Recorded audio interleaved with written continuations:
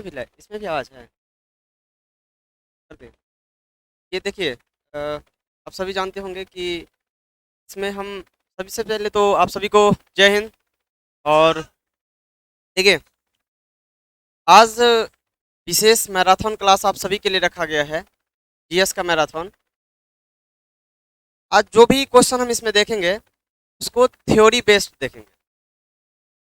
इसको पढ़ने के बाद यदि आप एमसीक्यू लगाते हैं तो आपके लिए बहुत आसान हो जाएगा। क्लियर है ना?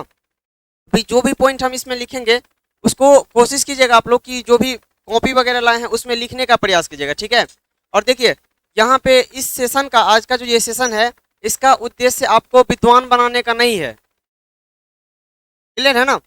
ये जो आज का सेशन है, इस सेशन का कोई उद्देश्य नहीं है आपको विद्वान बनाना, बल्कि इस सेशन का मात्र उद्देश्य ये है कि आपको उन क्वेश्चंस तक पहुंचाने का प्रयास करेंगे जो आपके एग्जाम के अंदर आते हैं, और आपको हर जगह लिखा हुआ देखने को मिल जाएगा कि कौन सा एग्जाम में कौन सा क्वेश्चन पूछा गया है। इसको ध्यान में रखते हुए उस क्वेश्चन पे आप ज्यादा फोकस करेंगे। इस पे जो भी पॉइंट लिखा हुआ है, एक भी पॉइंट ऐसा नहीं होगा जो आपके समझ में नहीं आएगी। एक एक पॉइंट को आपके दिमाग के अंदर हम फिट कर देंगे, और यदि इससे क्वेश्चन बनेगा, गारंटी देते हैं आपसे क्वेश्चन वो नहीं छूटेगा। गारंटी है इस बात का 100% वाला। क्लियर है ना? तो इसी एक नए जोश जुनून के साथ इस सेशन को स्टार्ट करेंगे। और आज का जो ये सेशन है एसएससी जीडी वालों के लिए स्पेशल। हालांकि ये चीज और एग्जाम में काम आ सकते हैं, लेकिन स्पेशल करके इसमें वही कंटेंट हम मेंशन किए हैं जो कि एसएससी जीडी से कहीं ना कहीं पूछा गया है, और जो एग्जाम आने वाले हैं 2024 के अंदर उसमें पूछे जाने की संभावनाएं हैं। तो इसी के साथ क्या करेंगे, हम इस सेशन को स्टार्ट करेंगे। आप लोग पहले ध्यान से सुनिएगा, ज्यादा से ज्यादा समझने का प्रयास कीजिएगा, और इसके अलावा जो भी पॉइंट हम एक्स्ट्रा लिखाएंगे उसको आप लोग लिखने का प्रयास कीजिएगा। जैसे कि पहले देख लीजिए इसमें क्या लिखा हुआ है, भारतीय संविधान के बारे में हम लोग पढ़ेंगे आज। तो भारतीय संविधान का विकास किस प्रकार से हुआ ये आपके पहले जानकारी होना चाहिए आपको। तो आपको जानकारी के लिए थोड़ा सा बता देते हैं कि भारतीय संविधान का जो विकास की बात करेंगे तो सबसे पहले हम चले जाएंगे 1895 का पुणे अधिवेशन, जिसकी अध्यक्षता सुरेंद्र नाथ बनर्जी के द्वारा किया गया था। और इसमें बाल गंगाधर तिलक, जो कि उग्रवादी दल के अग्रगामी नेता माने जाते हैं, उनके द्वारा पहली बार स्वराज विधेयक लाया गया था। परंतु इसे कांग्रेस के द्वारा क्या किया गया था, खारिज कर दिया गया था, जिस कारण से वे पारित नहीं हो पाए। आगे चल के 1906 के कोलकाता अधिवेशन के अंदर दादा भाई नेरोजी के अध्यक्षता में पहली बार कांग्रेस के मंच से स्वराज विधेयक को लाया गया था, परंतु ये भी काफी हद तक असफल देखने को मिला। आगे चल के 1916 के लखनऊ अधिवेशन, 1922 के अंदर महात्मा गांधी के द्वारा स्वराज शब्द को परिभाषित करते हुए कहा गया कि ये जो भारत का संविधान का जो निर्माण होगा वो भारतीयों के इच्छा के परिणाम स्वरूप होगा, मतलब इच्छा अनुसार होगा। ये स्वराज शब्द का परिभाषा दिए गांधी जी 1922 के अंदर, लेकिन स्वराज शब्द का जो पहला प्रयोग किया गया था वो दयानंद सरस्वती के द्वारा किया गया था, याद रखिएगा। और 1924 के अंदर पहली बार स्वराज समिति के द्वारा या स्वराज सभा के द्वारा पहली बार संविधान सभा की मांग की गई थी। इसके अलावे आगे चल के 1934 ईस्वी के अंदर वामपंथी दल के नेता था जिसका नाम था एम.एन. रॉय। इन्होंने औपचारिक रूप से पहली बार संविधान सभा की मांग की थी, जिसको आगे बढ़ के 1937 के फैजपुर अधिवेशन, इसकी अध्यक्षता जवाहरलाल नेहरू के द्वारा किया गया था, उसमें एक्सेप्ट भी किया गया था। लेकिन इन सभी में से किसी के माध्यम से भारतीय संविधान सभा का गठन नहीं किया गया था। 1942 ईस्वी की बात करेंगे तो भारत के अंदर एक मिशन आता है जिसका नाम दिया जाता है Cripps mission. Cripps mission Bharat में 23 मार्च 1942 को आता है स्टेफोर्ड क्रिप्स के अध्यक्षता में, लेकिन इसमें भी मुस्लिम लीग ने अलग पाकिस्तान राष्ट्र की मांग करते हुए इस संविधान को मानने के लिए तैयार नहीं हुआ, जिस कारण से यह भी असफल रहा। हालांकि आगे चल के 1946 ईस्वी के अंदर ब्रिटेन के 3 कैबिनेट स्तर के मंत्री Stafford Cripps, Pethick Lawrence, A B Alexander, 3 cabinet स्तर के मंत्री हमारे भारत आते हैं। इस मिशन को कहा जाता है कैबिनेट मिशन और ये मिशन हमारे भारत के अंदर 24 मार्च 1946 ईस्वी को आता है। इसकी सबसे बड़ी विशेषता ये रहती है कि हमारा भारत का जो संविधान सभा का गठन किया गया था वो इसी मिशन के आधार पे किया गया था। और दूसरी बात, इस मिशन की एक और विशेषता रही थी कि संविधान सभा के साथ साथ में अंतरिम सरकार का भी गठन किया गया था, मतलब इंटरनल गवर्नमेंट एस्टेब्लिश किया गया था। कुछ लोग ये सोच रहे होंगे कि अंतरिम सरकार का काम क्या हुआ होता होगा। तो उस समय जो शासन प्रशासन चलाने के लिए जो सरकार होती थी उसकी एक मंत्रिमंडल हुआ करती थी, जो मंत्रिमंडल स्वतंत्रता से पूर्व अंतरिम मंत्रिमंडल के रूप में जाने जाते थे, याद रखिएगा। इस प्रकार से यदि देखा जाए तो हमारा भारत का संविधान सभा का जो गठन किया गया था ये कैबिनेट मिशन 1946 के आधार पे किया गया था, याद रखिएगा। और उस टाइम पे हमारे भारत के अंदर 40 करोड़ आबादी थी और इसमें प्रावधान किया गया था कि प्रत्येक 10 लाख के ऊपर एक प्रतिनिधि हम भेजेंगे संविधान सभा के अंदर। लगभग 40 करोड़ आबादी थी, जिस कारण से संविधान सभा के अंदर टोटल सदस्य जो रहे थे वो 389 सदस्य रहे थे। कितने सदस्य रहे थे? 389 सदस्य रहे थे, जिसको अलग अलग भागों में बांटा गया था। पूरा सपोज करते हैं भारत है तो भारत में शासन 2 प्रकार से चलता था। एक था जिसपे सीधा ब्रिटिश का नियंत्रण हुआ करता था और एक था जिसपे छोटे छोटे जो राजा राजवार हुआ करता था उसका शासन चलता था, जिसे रियासतें के नाम से जाना जाता था। किस नाम से जाना जाता था? रियासतें के नाम से। और आजादी के समय कुल मिला के 552 देशी रियासतें हुआ करता था। कितने रियासतें? और ये जो ब्रिटेन का जो सीधा प्रभुत्व होता था जिस क्षेत्र पे, उस क्षेत्र को ब्रिटिश प्रांत कहा जाता था या ब्रिटिश भारत कहा जाता था। क्या कहा जाता था उसको? ब्रिटिश भारत कहा जाता था, जिसकी संख्या कुल मिला के 11 थी। कितनी थी?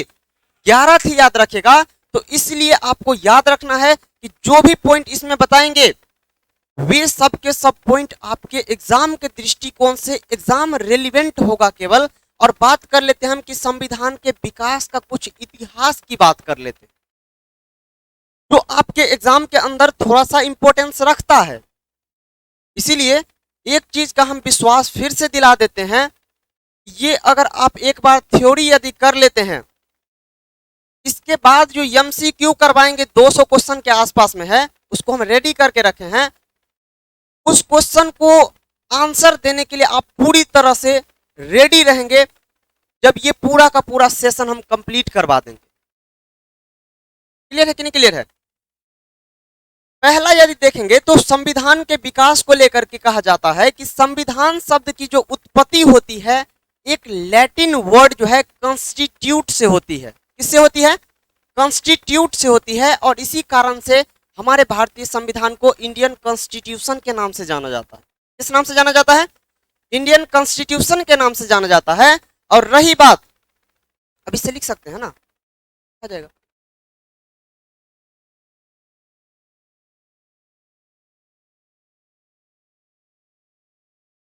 देखिए, संविधान शब्द की जो उत्पत्ति हुई है ये किससे हुई है बताइएगा? किससे हुई है? लैटिन भाषा के कौन से शब्द से? कॉन्स्टिट्यूट शब्द से। किससे हुई है? कॉन्स्टिट्यूट से।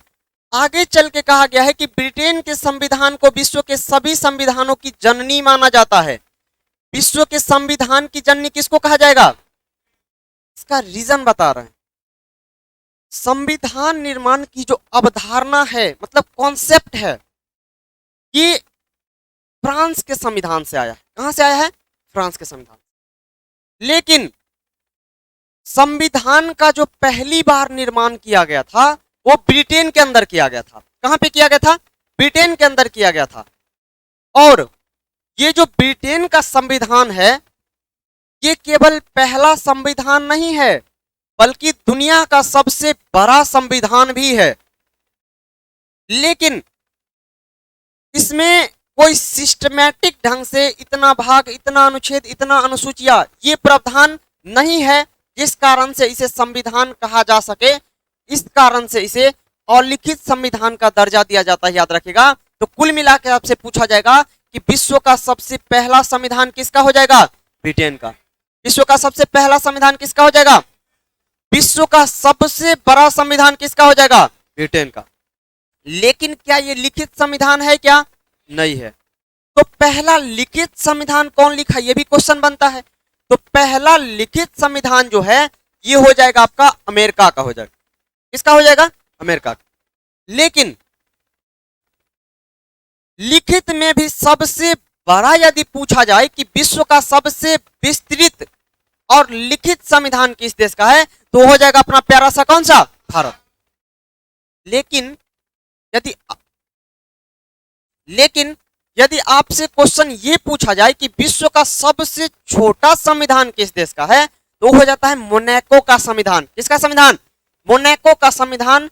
इसमें मात्र 10 भाग, 97 अनुच्छेद और 3184 शब्द है। इसके अलावे आपको याद रखना है कि रेगुलेटिंग एक्ट 1773, रेगुलेटिंग एक्ट कब का? 1773। इसके तहत क्या क्या प्रावधान किया गया था इसको समझिएगा। रेगुलेटिंग एक्ट 1773 जो है ये लॉर्ड नॉर्थ के टाइम पे गुप्त या फिर गोपनीय समिति के सिफारिश पर आती है और इसको कहा जाता है नियामक अधिनियम कहा जाता है, जिसके तहत बहुत सारे काम किए गए थे। वाइसराय की जो एग्जीक्यूटिव काउंसिल हुआ करते हैं, कार्यकारिणी परिषद हुआ करते थे, उसमें 4 सदस्य होते थे। और इसके अलावे रेगुलेटिंग एक्ट 1773 के तहत ही पहली बार कोलकाता के अंदर सर्वोच्च न्यायालय की स्थापना किया गया था। कहां पे? कोलकाता के अंदर। 1773 के अधिनियम के तहत ही 1774 ईस्वी में पहली बार कोलकाता में सर्वोच्च न्यायालय की स्थापना किया गया था, याद रखिएगा। जिसके पहले मुख्य न्यायाधीश की बात करेंगे तो सर एलिजाह इम्पे। क्या नाम दीजिएगा उसका? Sir Elijah Impey. Warren Hastings के कहा गया है, वारेन हेस्टिंग्स के काल में बंगाल के गवर्नर जनरल बनाया गया था। इसी के तहत एक और प्रावधान किया गया था, क्या चीज? कि बंगाल के जो गवर्नर हुआ करते थे उसको बंगाल का गवर्नर जनरल कहा जाने लगा। क्या कहा जाने लगा? गवर्नर जनरल कहा जाने लगा, याद रखेगा। और इसके अलावा थोड़ा सा देखेंगे,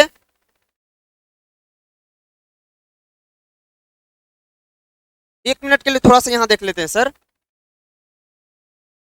रेगुलेटिंग एक्ट 1773 क्या लिखेंगे? रेगुलेटिंग एक्ट 1773 की यदि हम बात करेंगे तो इसमें क्या क्या प्रावधान किया गया था, महत्वपूर्ण बिंदु को देखेंगे। ये तो सबसे पहला प्रावधान किया गया था कि 1774 के अंदर क्या किया गया था? कोलकाता के अंदर। कहां पे? कोलकाता के अंदर क्या किया गया था? सर्वोच्च न्यायालय की स्थापना किया गया था। किसकी स्थापना किया गया था? सर्वोच्च न्यायालय की स्थापना किया गया था। सदस्य थे, कितने सदस्य थे? 4 सदस्य थे, रखेगा। और 4 जो इसमें न्यायाधीश थे, जिसमें एक क्या थे? मुख्य न्यायाधीश। एक क्या थे? मुख्य न्यायाधीश। एक क्या थे बोलिएगा? मुख्य न्यायाधीश थे, जिसका नाम क्या था? Elijah Impey. क्या लिखेंगे? एलिजाह इम्पे लिखेंगे। और इसके अलावे आपको याद रखना है 3 अन्य न्यायाधीश थे। 3 क्या थे? अन्य न्यायाधीश थे, जिसमें चेंबर, लिमनेस्टर, हाइडे आते हैं। क्या आते हैं? चेंबर्स, लिमनेस्टर, लिमनेस्टर और क्या आ जाएगा आपका? हाइडे नहीं, हाइडे। क्या लिखेंगे? हाइडे आ जाएगा। क्या आ जाएगा? हाइडे आ जाएगा। क्या याद आ जाएगा? हाइडे, हाइडे। तो कुल मिला के आपको इतना याद रखना है कि रेगुलेटिंग एक्ट 1773 जो आया था ये किस समिति के सिफारिश पर आया था? लॉर्ड नॉर्थ के टाइम पे। लॉर्ड नॉर्थ उस टाइम पे कौन था? ब्रिटिश पीएम था। और किस समिति के सिफारिश पर आता है? गोपनीय या फिर गुप्त समिति के सिफारिश पर आता है। किस समिति के सिफारिश पर? गोपनीय। हम बात करेंगे यहां पे कि इसी के तहत एक और महत्वपूर्ण प्रावधान किया गया था और वो क्या था, बंगाल के जो गवर्नर हुआ करते थे, बंगाल के जो गवर्नर हुआ करते थे, गवर्नर को क्या किया गया था, गवर्नर जनरल कहा गया था। क्या कहा गया था, गवर्नर जनरल नाम दिया गया था, याद रखिएगा। और इस प्रकार से यदि देखा जाए तो कुल मिला के आपको इतना याद रखना है कि एक है वारेन हेस्टिंग्स, क्या याद रखेंगे, वारेन हेस्टिंग्स याद रखेंगे।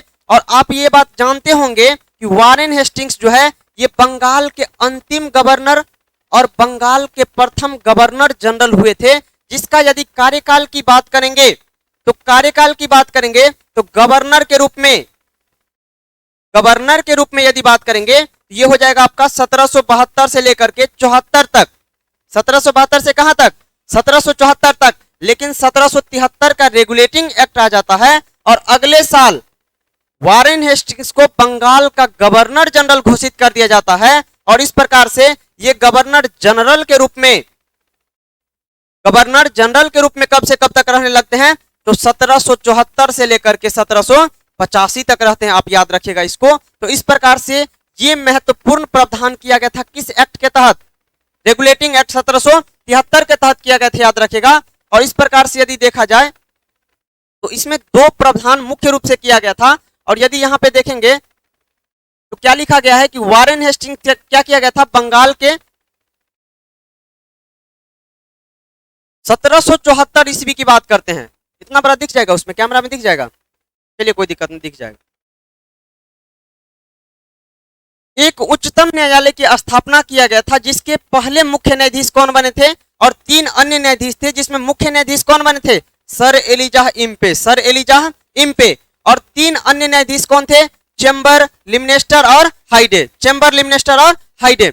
अब अगला क्वेश्चन की बात करते हैं, Pitt's India act 1784, Pitt's India act कब का, 1784। और इसके बारे में आप सभी जानते होंगे कि इसी के तहत क्या हुआ था, पिट्स इंडिया एक्ट 1783 को ये एक्ट ऑफ सेटलमेंट नहीं कहा जाता, इसको जो है ये जो एक्ट ऑफ सेटलमेंट कहा जाता है ये 1781 के अधिनियम को कहा जाता है, एक्ट ऑफ सेटलमेंट कहा जाता है। क्यों, क्योंकि जो 1773 के जो रेगुलेटिंग एक्ट था इसमें जो कुछ कमियां रह गया था उसको दूर करने के लिए जो एक्ट आया था उसका नाम था 1781 का अधिनियम। और इसी को क्या कहा गया था, एक्ट ऑफ सेटलमेंट कहा गया था। ये जो 1784 का पिट्स इंडिया एक्ट है इसके तहत प्रावधान क्या किया गया था, अखबारों का मुंह बंद करने वाला अधिनियम वर्नाक्यूलर प्रेस एक्ट आया था। कौन सा एक्ट आया था, वर्नाक्यूलर प्रेस एक्ट आया था, याद रखिएगा। और ये वर्नाक्यूलर प्रेस एक्ट जो है, ये वर्नाक्यूलर प्रेस एक्ट मुख्य रूप से ईश्वर चंद्र विद्यासागर के पुस्तक सोम प्रकाश को बैन करने के लिए लाया गया था। जो भी पत्र पत्रिकाएं ब्रिटिश के खिलाफ कुछ भी लिखते थे उसके संपत्ति समेत उसकी कारखाना को जब्त कर लिया जाता था। इस प्रकार के अधिनियम को वर्नाक्यूलर प्रेस एक्ट के नाम से जाना जाता था, जिसे अखबारों को मुंह बंद करने वाला अधिनियम के नाम से भी विख्यात जाना जाता है। और बात करते हैं कि नेक्स्ट कहा गया 1813 का चार्टर की बात करेंगे तो इसके तहत क्या क्या प्रावधान किया गया था, इसको थोड़ा सा समझिएगा। इसकी यदि बात करेंगे तो इसमें मुख्य रूप से यदि देखा जाएगा ये 1813 का चार्टर कब की चार्टर है, 1813 का यदि चार्टर की बात करेंगे तो इसमें सबसे पहले कंपनी के अधिकार पत्र को 20 वर्षों के लिए बढ़ा दिया गया था।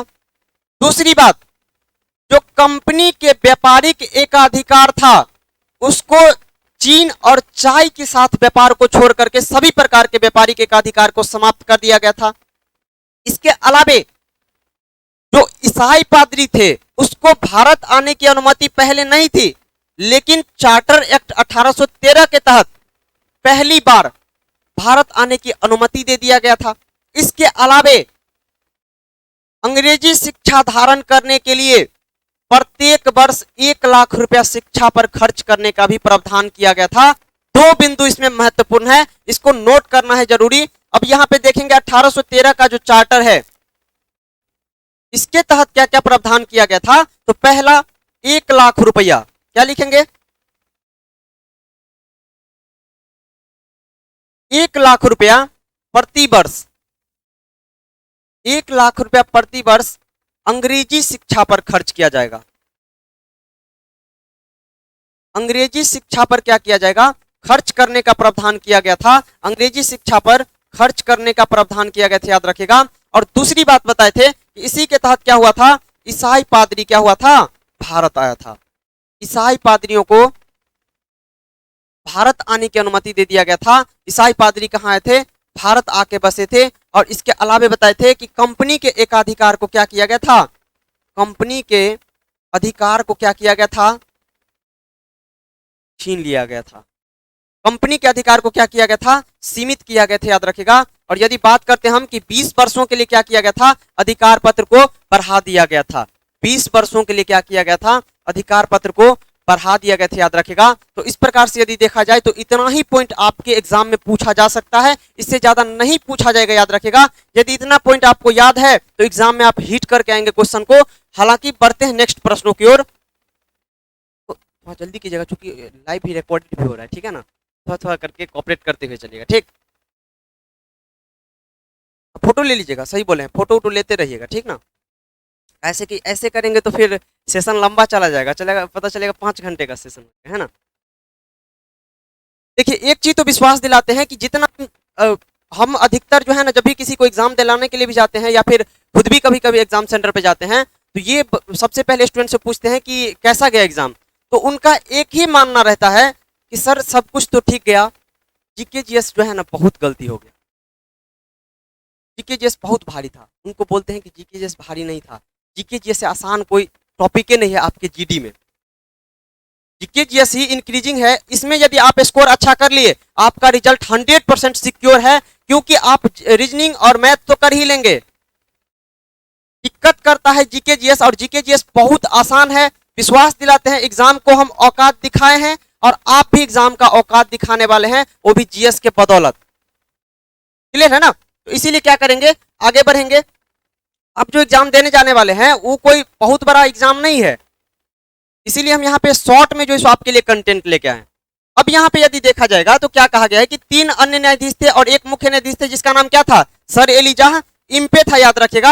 और ये एलिजाह इम्पे के बाद क्या बताए, 1784 का पिट्स इंडिया एक्ट आता है, जिसको वर्नाक्यूलर प्रेस एक्ट इसी के टाइम पे आता है, वारेन हेस्टिंग्स के टाइम पे ही आता है, याद रखिएगा। इसके अलावा 1813 के जो चार्टर एक्ट है, इसी के तहत क्या किया जाता है, इसी अधिनियम के द्वारा भारतीयों को शिक्षा ग्रहण करने के लिए प्रतिवर्ष कितना रुपया, 1 लाख रुपया खर्च करने का प्रावधान किया गया था। और इसके अलावा 1858 का जो अधिनियम आता है, इसके तहत बहुत सारे प्रावधान किए गए थे, लेकिन मुख्य रूप से आपको क्या क्या याद रखना है समझिएगा। इसके अधिनियम के तहत कंपनी के जो शासन था उसको पूरी तरह से समाप्त करके शासन का जो बागडोर था ये क्राउन के हाथों में चला गया। कहां पे चला गया, क्राउन के हाथों में, अर्थात ताज का शासन प्रारंभ हो गया, महारानी का शासन प्रारंभ हो गया। कहां से, 1858 के भारत परिषद अधिनियम से। और आप सभी जानते होंगे कि ईस्ट इंडिया कंपनी का यदि बात करेंगे तो ईस्ट इंडिया कंपनी का जो शासन चलता है ये 1773 के रेगुलेटिंग एक्ट से लेकर के 1858 के भारत परिषद अधिनियम तक चलता है। और यहीं पे कंपनी का शासन क्या हो जाता है, खत्म हो जाता है। और यहाँ पे शासन का बागडोर किसके हाथों में चला जाता है, क्राउन के हाथों में। और क्राउन को ही क्या बोलते हैं, ताज के हाथों में चला जाता है। यहां से महारानी का शासन प्रारंभ हो जाता है, याद रखिएगा। और इसके अलावे और प्रावधान क्या क्या किया गया था कि कंपनी के हाथों से क्या किया जाता है, महारानी के हाथों में चला जाता है शासन का बागडोर, याद रखिएगा। और इसके बाद मुगल पद को इसी के तहत क्या किया गया था, समाप्त किया गया था। और एक आता है बोर्ड ऑफ डायरेक्टर और board of control, board of director और बोर्ड ऑफ कंट्रोल, जिसका सृजन की यदि बात करेंगे तो ये जो 1784 का जो अधिनियम देख रहे हैं इसी के तहत बोर्ड ऑफ कंट्रोल का गठन किया गया था, याद रखिएगा। और यहां पे आने के बाद 1858 के परिषद के अधिनियम के तहत क्या किया गया था, मुगल पद को समाप्त किया गया था। बोर्ड ऑफ डायरेक्टर और board of control, board of control जो होता था ये एक राजनीतिक मामला को देखने वाला होता था, और बोर्ड ऑफ डायरेक्टर जो होता था ये आपका व्यापारिक मामले को देखने वाला होता है। अगर यहां देखा जाए तो इस पद को भी यहां पे समाप्त कर दिया गया।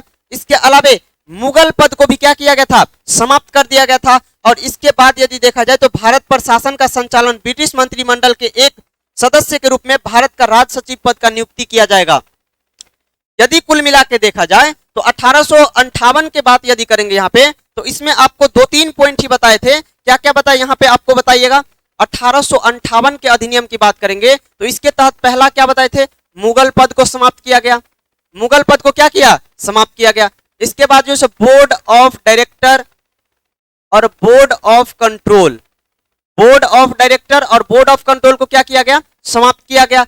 इसके अलावे क्या बताए थे आपको कि शासन का बागडोर ईस्ट इंडिया कंपनी के ईस्ट इंडिया कंपनी के जो शासन था, ईस्ट इंडिया कंपनी की बात करेंगे तो ईस्ट इंडिया कंपनी का ये जो शासन था उसको समाप्त करके शासन का बागडोर किसके हाथों में चला गया, शासन का बागडोर किसके हाथों में चला गया, क्राउन के हाथों में चला गया। यानी कि ताज का शासन यहाँ पे प्रारंभ हो जाती है, महारानी का शासन यहाँ से स्टार्ट हो जाता है। और इसके अलावा एक और इंटरेस्टेड पॉइंट बताए थे क्या चीज, कि इसी के तहत एक नया पद का सृजन किया जाता है जिस पद का नाम है भारत का राज्य सचिव। क्या नाम है उस पद का, भारत का राज्य सचिव कहा जाता है या भारत सचिव के नाम से जाना जाता है। अब बोलिएगा इसका नाम क्या होता था, तो भारत का राज्य सचिव या भारत सचिव के नाम से जाना जाता था। और इस पद का जो फॉर्मेशन किया गया था ये 2 अगस्त 1858 को किया गया था। और इस पद पे जो पहले व्यक्ति बैठे थे वो कौन बने थे, लॉर्ड स्टैनली। कौन बने थे बोलिएगा, लॉर्ड स्टैनली बने थे, याद रखिएगा। और इसके अलावा यदि पूछा जाएगा कि ये पद कब तक रहा था तो 14 अगस्त 1947 तक रहा था, जब हमारा भारत स्वतंत्र हो गया। और अंतिम जो यदि पूछा जाएगा भारत का राज्य सचिव कौन रहे थे, तो विलियम हेयर रहे थे। कौन रहे थे, विलियम हेयर रहे थे। तो इस प्रकार से यदि देखा जाए तो भारत का राज्य सचिव जैसे नए पद का सृजन किस अधिनियम के तहत, फिर से बताइएगा कि मुगल पद को समाप्त किया गया किस अधिनियम के तहत, बोर्ड ऑफ डायरेक्टर को समाप्त किया गया किस अधिनियम के तहत, बोर्ड ऑफ कंट्रोल को समाप्त किया गया किस अधिनियम के तहत। और यदि पूछा जाएगा कि ईस्ट इंडिया कंपनी के शासन को समाप्त करके क्राउन का शासन जो चलाया गया था वो किस अधिनियम के तहत, भारत का राज्य सचिव पद का सृजन जो किया गया था किस अधिनियम के तहत, कब किया गया था, पहले कौन बने थे, क्लियर है। हाँ ठीक है, ये भी सही है।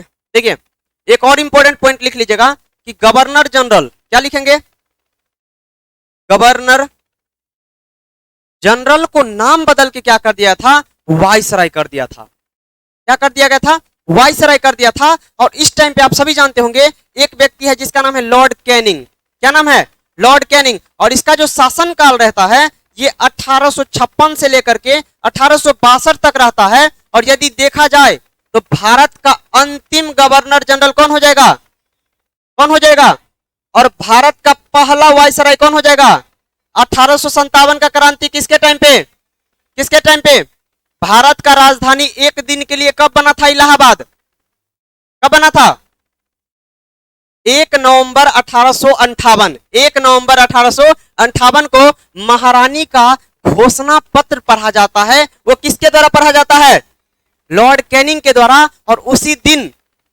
एक दिन के लिए भारत का राजधानी किसको बनाया जाता है, इलाहाबाद को बनाया जाता है, याद रखेगा। तो ये सब के सब था। बोलिए सर कुछ क्वेश्चन है।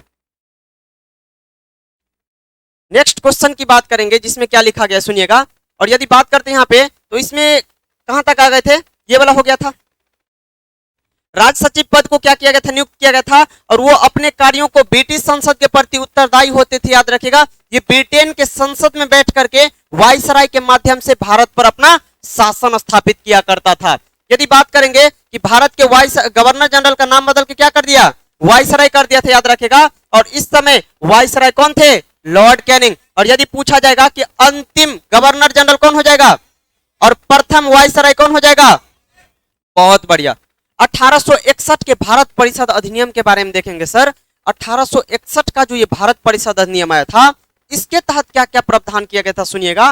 पहला प्रावधान किया गया था कि ये जो वाइसराय पद का सृजन किया गया था इसको एक विशेष शक्ति दे दिया गया था जिसको कहा जाता था अध्यादेश जारी करने का पावर। कौन सा पावर, जैसे कि राष्ट्रपति अभी अध्यादेश जारी करते हैं, राज्यपाल अध्यादेश जारी करते हैं, यूटी के उपराज्यपाल अध्यादेश जारी करते हैं, अनुच्छेद 121 के तहत राष्ट्रपति अध्यादेश जारी करते हैं, अनुच्छेद 213 के तहत राज्यपाल अध्यादेश जारी करते हैं, अनुच्छेद 239 के ख के तहत यूटी के उपराज्यपाल क्या करते हैं, अपना अध्यादेश जारी करते हैं। आखिरकार यह अध्यादेश है क्या, क्वेश्चन है कि नहीं?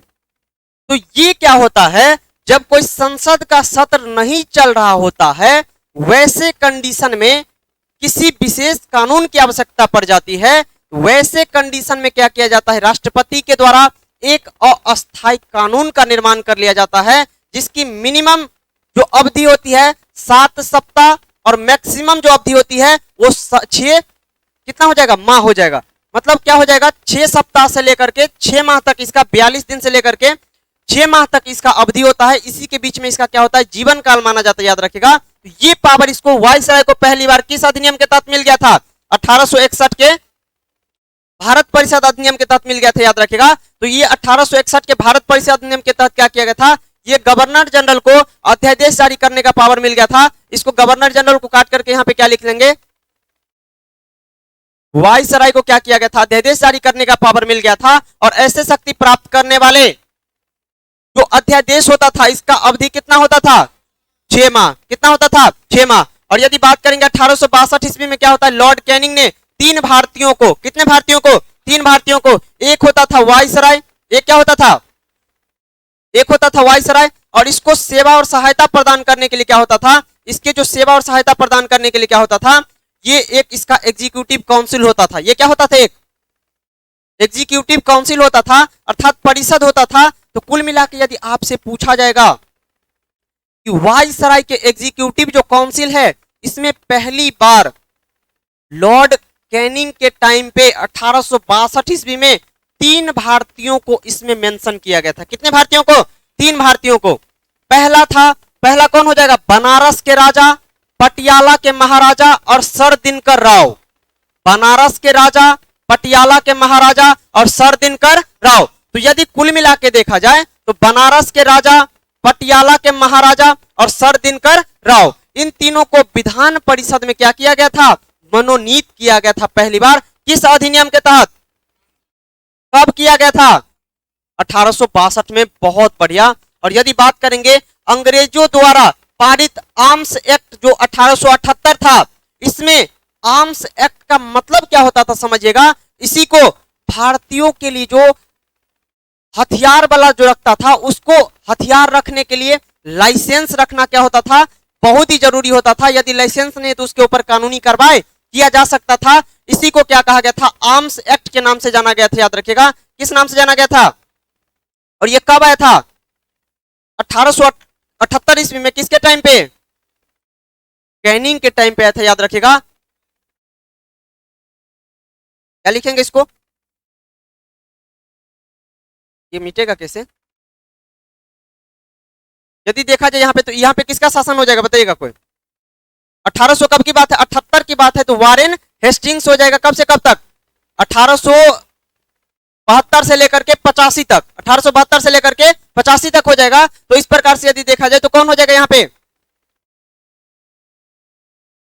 ठीक है, वारेन हेस्टिंग्स। क्या लिखेंगे, और इसको क्या कहा जाता है, सुरक्षा प्रकोष्ठ के लिए इसको जाना जाता है, याद रखिएगा। और यदि कहा जाए तो कुल मिलाकर आपको इतना याद रखना है कि ये जो हथियार वाला क्या होता था, रखने के लिए उसको क्या करना पड़ता था, लाइसेंस की आवश्यकता पड़ती है। और ये क्वेश्चन आपसे पूछा गया है, कब का क्वेश्चन है, कांस्टेबल जीडी,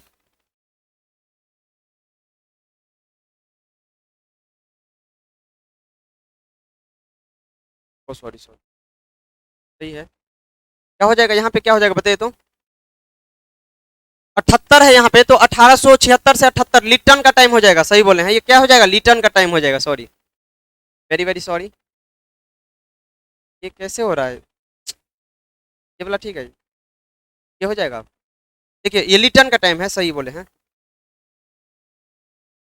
इसका टाइम हो जाएगा ये वाला लिटन का। सुनिएगा, लिटन का जो टाइम रहता है ये 1876 से लेकर के 80 तक रहता है, याद रखेगा। और 80 से 84 कौन आ जाते हैं, 80 से 84 फिर रिपन आ जाएगा, याद रखेगा। 80 से 84 रिपन आ जाएगा, फिर 84 से 88 डफरिन आ जाता है, इस प्रकार से याद रखेगा। तो कुल मिलाकर आपको इतना याद रखना है कि ये जो शस्त्र अधिनियम, इसको, ये मेरा दिमाग कहाँ चला गया था जानते हैं, इसका नाम सोचने पे, ठीक है, इसीलिए थोड़ा सा हो रहा था। इसका नाम जो मेन देंगे, इसका नाम क्या देंगे, शस्त्र अधिनियम, भारतीय शस्त्र अधिनियम।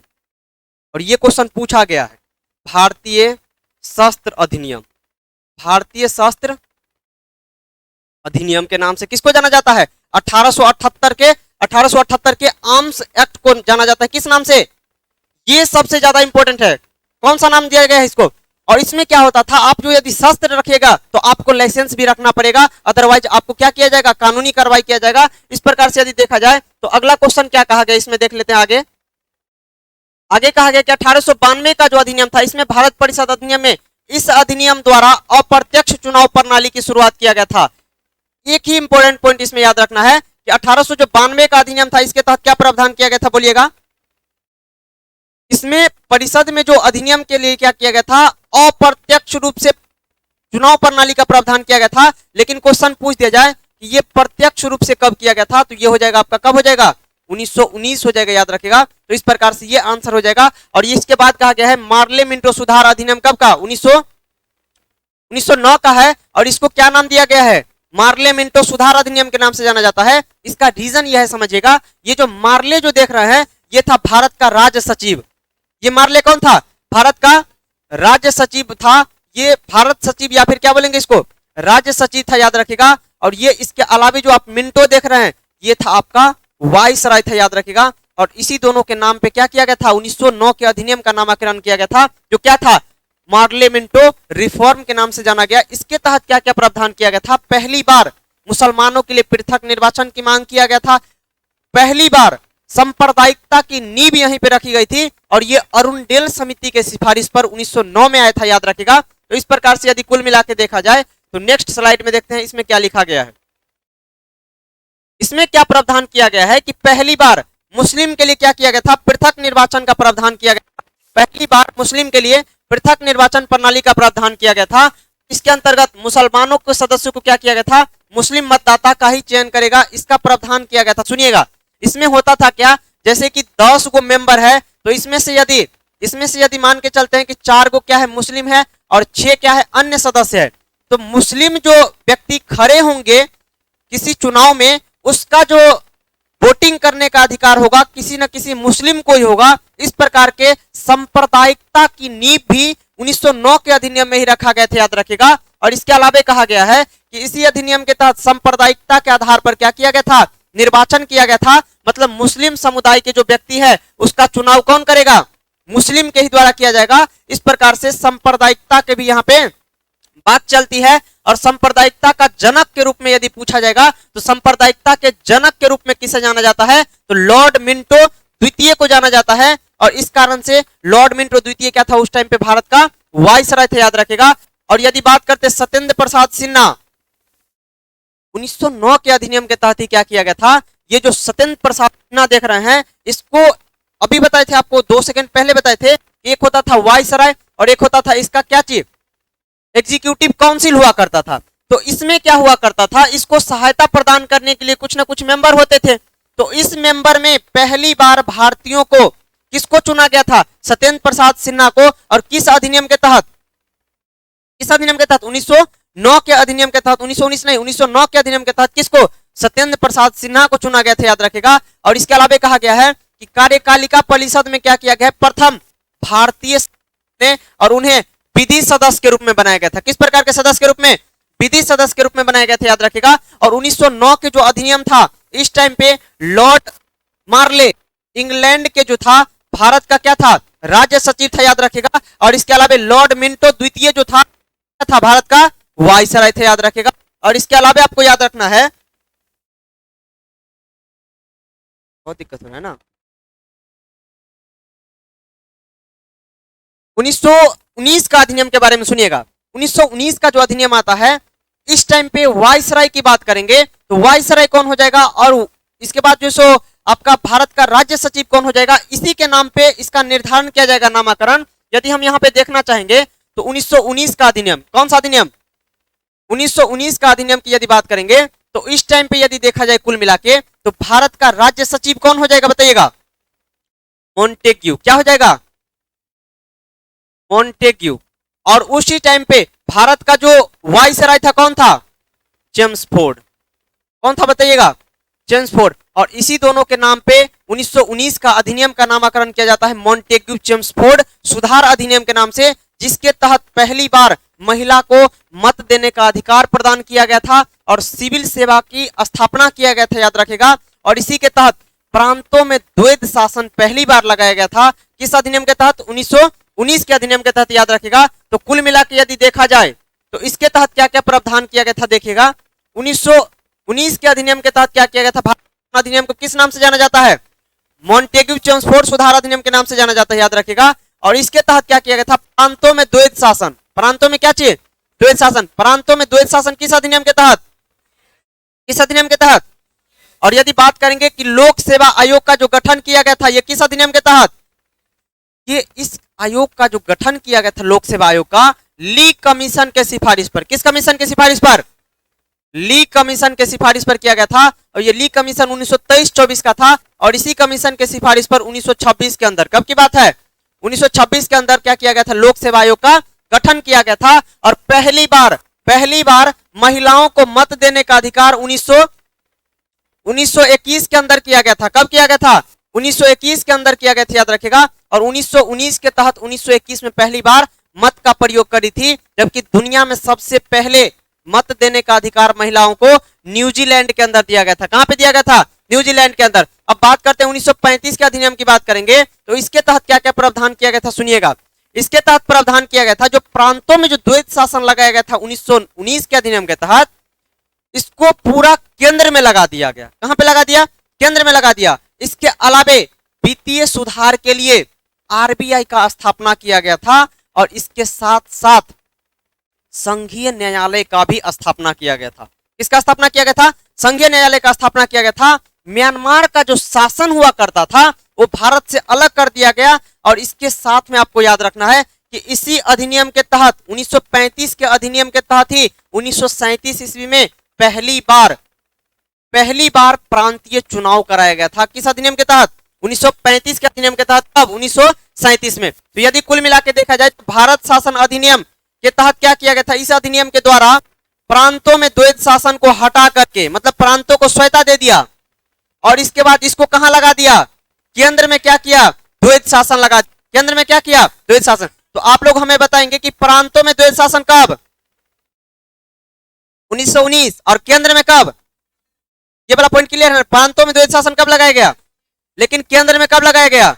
1935। यदि बात करते हैं संप्रदाय निर्वाचन प्रणाली को क्या किया गया? विस्तार किया गया। संप्रदाय निर्वाचन प्रणाली को क्या किया? विस्तार किया गया। और इसको किसान हो गया, जो भी मतलब मजदूर वगैरह थे, उन सबको क्या किया गया? अलग से निर्वाचन प्रणाली का प्रावधान किया गया था। लेकिन ये जो 1919 का अधिनियम देख रहे हैं, हालांकि इसमें भी विस्तार किया गया था, क्योंकि इसमें क्या किया गया था? 1909 की जो अधिनियम देख रहे हैं, 1909 के अधिनियम में केवल किसको दिया गया था? मुस्लिम को। केवल किसको दिया गया था? मुस्लिम को। लेकिन 1919 के अधिनियम में क्या किया गया था?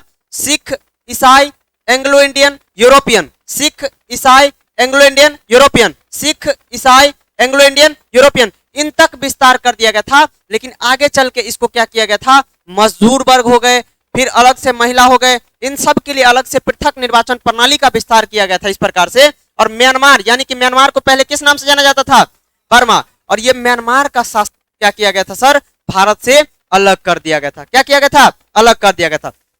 इसमें जितना भी पॉइंट लिखा हुआ है आपको दिमाग में फिक्स कर लेना है इसको। क्लियर है ना? यही सिलेक्शन दिलाने वाला है। वो जो लगता रहता है एग्जाम में कि क्वेश्चन कहां से आ गया, यहीं से आता है। क्लियर है ना? ये इतना ब्रीफ में कंटेंट बनाया गया है, मतलब इसको one of the best content मान करके क्या कर सकते हैं, इसको पूरा जुबान पे रख लेना, इतना ही कंटेंट को। और कोई बड़ी बात नहीं है यहाँ पे रखना। एक एक चीज को समझने में कोई दिक्कत है आपको होने वाली अब नहीं है, क्योंकि इतना बताने के बाद आपको एक एक लाइन का अर्थ समझ में आ रहा होगा धीरे धीरे। बात सही कि नहीं सही है? अब जैसे ही दिमाग में आएगा, प्रांतों में द्वैध शासन कब लगाया गया था? 1919। लेकिन केंद्र में कब लगा दिया गया? म्यांमार का शासन भारत से कब अलग कर दिया गया? 1935 के तहत। आरबीआई का स्थापना किसके तहत? प्रांतीय चुनाव पहली बार किस अधिनियम के तहत? 1935 के। महिला को सबसे पहले मताधिकार किसके तहत? प्रांतों में द्वैध शासन कब लगाया गया? लोक सेवा आयोग का गठन कब किया गया था? बोलिए। हाँ, कुछ क्वेश्चन है? ये जो देख रहे हैं आप यहाँ पे 1926, तो यहाँ पे तो लिखवे कि 1926। लोक सेवा आयोग का गठन पहली बार कब किया गया था? 1926 में 1923-24 के ली कमीशन के आधार पर था। और भारतीय रिजर्व बैंक वित्तीय के लिए आरबीआई की स्थापना 1 जुलाई 1935 को कब किया गया था? 1 जुलाई 1935 को किया गया था। लेकिन इसका जो मुख्यालय कहाँ पे हो जाएगा? मुंबई के अंदर। कहाँ पे हो जाएगा? मुंबई के अंदर हो जाएगा, याद रखिएगा। और यदि बात करेंगे यहाँ पे, यदि बात करेंगे कि इसका जो नेशनलाइजेशन किया गया था, कब किया गया था? तो 1 जनवरी 1949, 1 जनवरी 1949। देखिए अगर यहाँ पे हम लिखते कुछ तो लिखने के लिए यहाँ पे ऑप्शन ही नहीं है, ठीक है ना, नहीं तो लिखते कुछ तो और मजा आने वाला, ठीक है। यहाँ पे टेक्निकल इश्यू हो गया जिसके कारण अभी लाइव भी नहीं होगा शायद, ठीक है ना, लाइव नहीं है, है देखिए तो यूट्यूब पे कहीं नहीं होगा लाइव, चल रही लाइव चल रही है,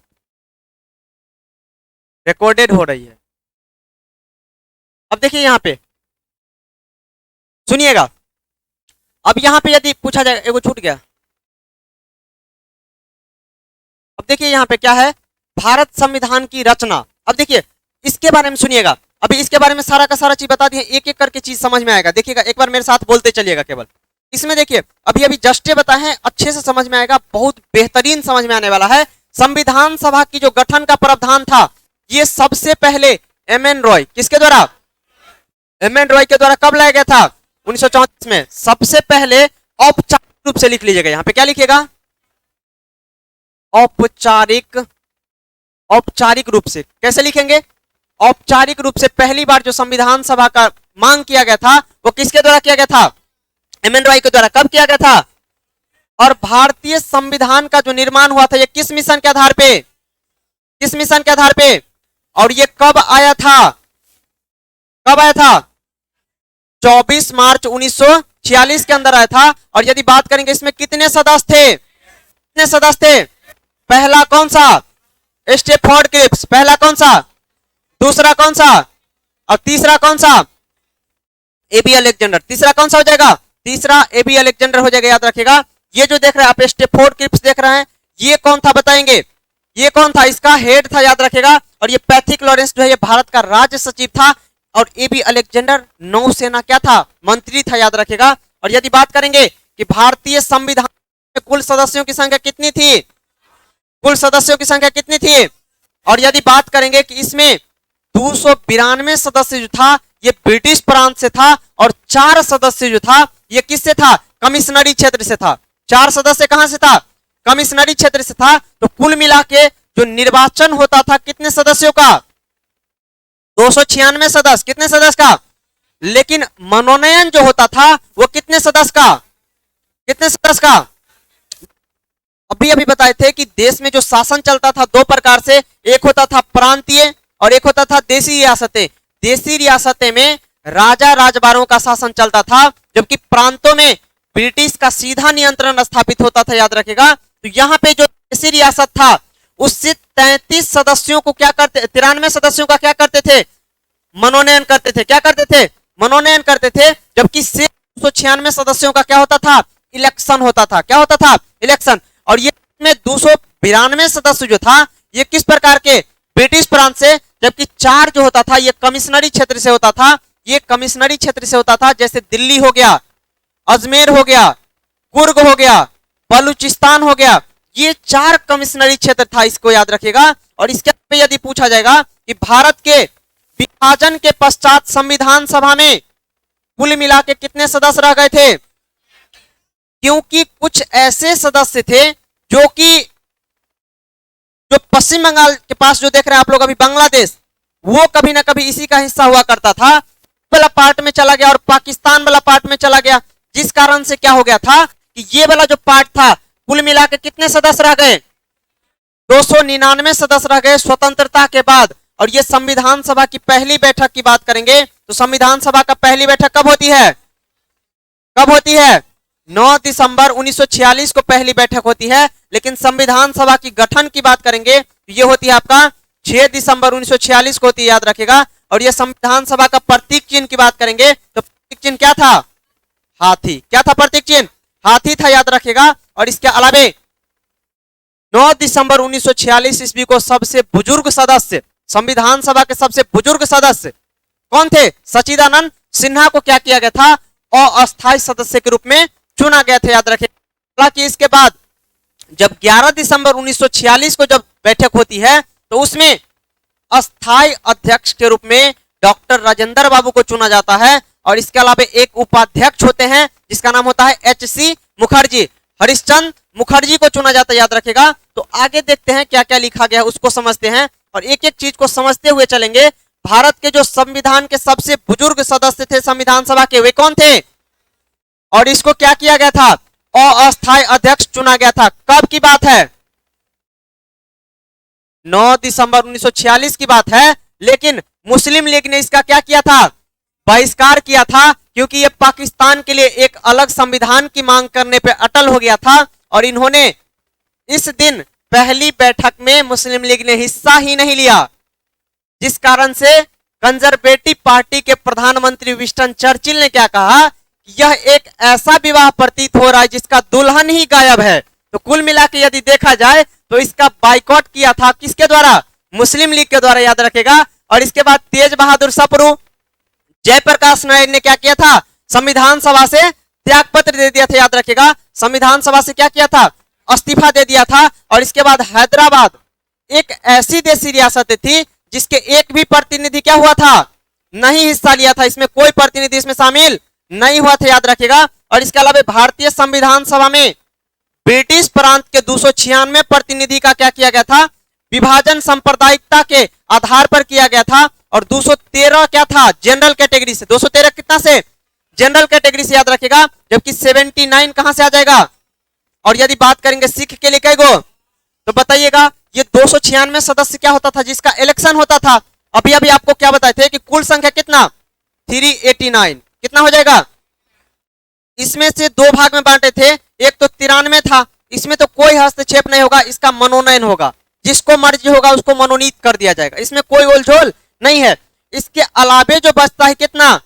296 बचता है। इसमें क्या बताए थे कि इसमें से 292 कहां से? ब्रिटिश प्रांत से। और 4 क्या होगा? कमिश्नरी क्षेत्र से। 4 क्या होगा? कमिश्नरी क्षेत्र से। लेकिन इसमें भी जो है सांप्रदायिकता के आधार पे बांटा गया था। जैसे कि 213 कहां पे? जनरल के लिए। जनरल के लिए कितना? मुस्लिम के लिए कितना? मुस्लिम के लिए कितना? और इसके बाद सिख के लिए कितना? अगर आगे बात करते हैं, यहाँ पे संविधान सभा में महिला सदस्य की संख्या कितनी थी? महिला सदस्य की संख्या कितनी थी? इसमें एक मुस्लिम महिला थी जिसका नाम था एजाज बेगम रसूल। बेगम एजाज रसूल, क्या याद रखेगा? बेगम एजाज रसूल याद रखेगा। यहां पे लिख देते हैं रसूल, लिख देते हैं। बेगम एजाज रसूल याद रखेगा। ये एक क्या थी? मुस्लिम महिला थी जो काफी सुर्खियों में थी। 11 दिसंबर 1946 को क्या होती है? संविधान सभा की एक बार फिर से बैठक होती है। और इस दिन राजेंद्र बाबू को क्या किया जाता है? संविधान सभा का अस्थायी अध्यक्ष चुना जाता है। किस प्रकार का अध्यक्ष? अस्थायी अध्यक्ष चुना जाता है। और इसी दिन एक उपाध्यक्ष किसको बनाया जाता है? हरिश्चंद्र मुखर्जी को। किसको बनाया जाता है सर, बोलिएगा? हरिश्चंद्र मुखर्जी को बनाया जाता है, याद रखेगा। और इसके अलावा यदि करेंगे तो नेक्स्ट क्या लिखा गया उसको थोड़ा सा समझते। ये सब समझ में थोड़ा थोड़ा आ रही है क्या? कंफ्यूजन नहीं ना हो रही है? कंफ्यूजन होगा तो बोलिएगा, वहां पे हम एक एक पॉइंट को क्लियर कर सकते हैं और आपको दिमाग में फिक्स करवा सकते हैं, ताकि यदि एग्जाम के अंदर यदि क्वेश्चन बने। और आप बताइए, आप ही हमको बताइए कि इतना होने के बाद यदि इस टाइप से यदि क्वेश्चन पूछा जाएगा एमसीक्यू में कि निम्नलिखित में से कौन संविधान सभा के पहले अस्थायी अध्यक्ष बने थे, आप बिना ऑप्शन को देखे आप बता सकते हैं या नहीं बता सकते हैं? लेकिन ऑप्शन मिलेगा तो उसको 100% सही करके आइएगा ना। यही काम ही है। आपको विद्वान नहीं बनना है, आपको सिलेक्शन लेना है। बात सही कि नहीं सही है?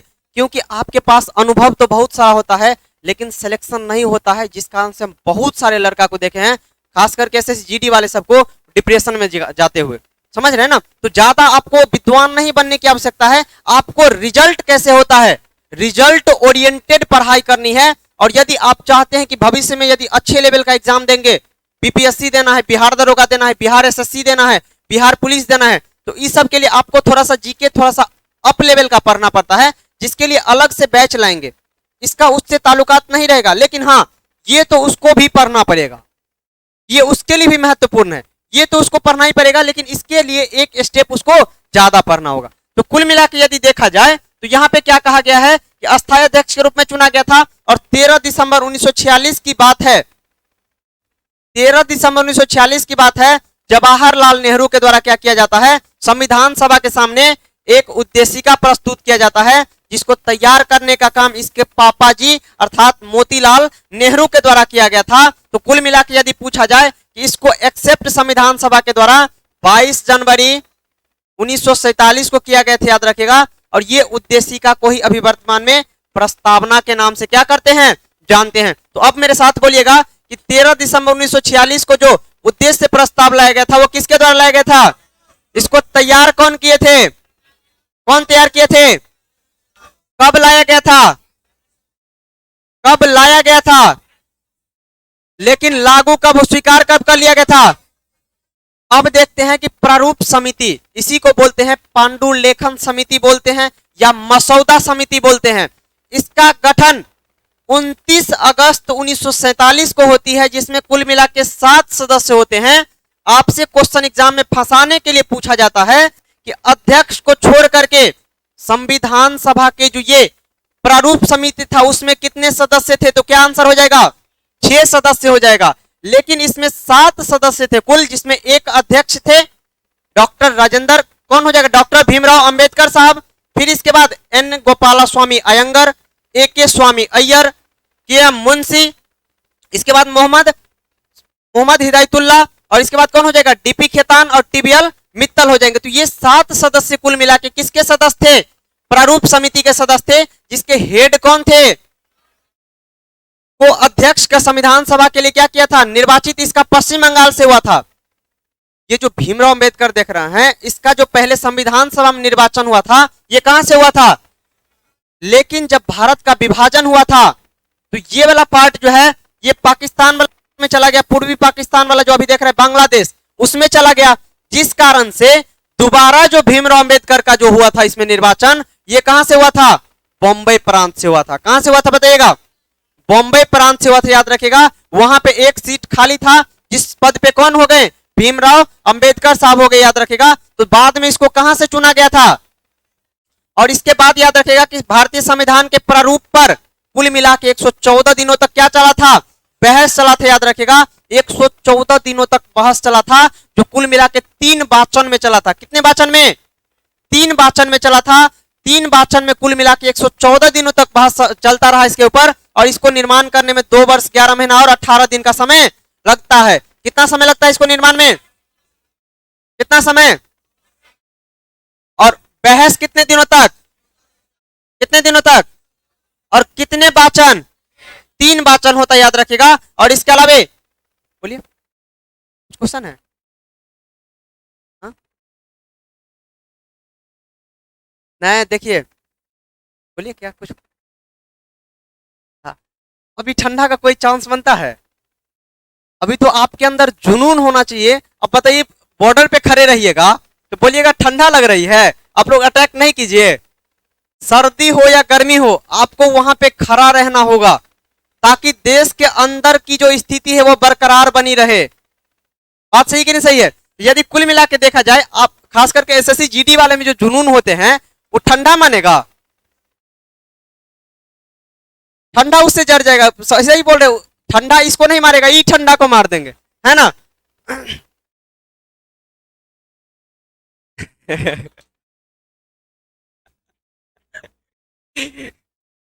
देखिए, कुल मिला के यदि देखा जाए,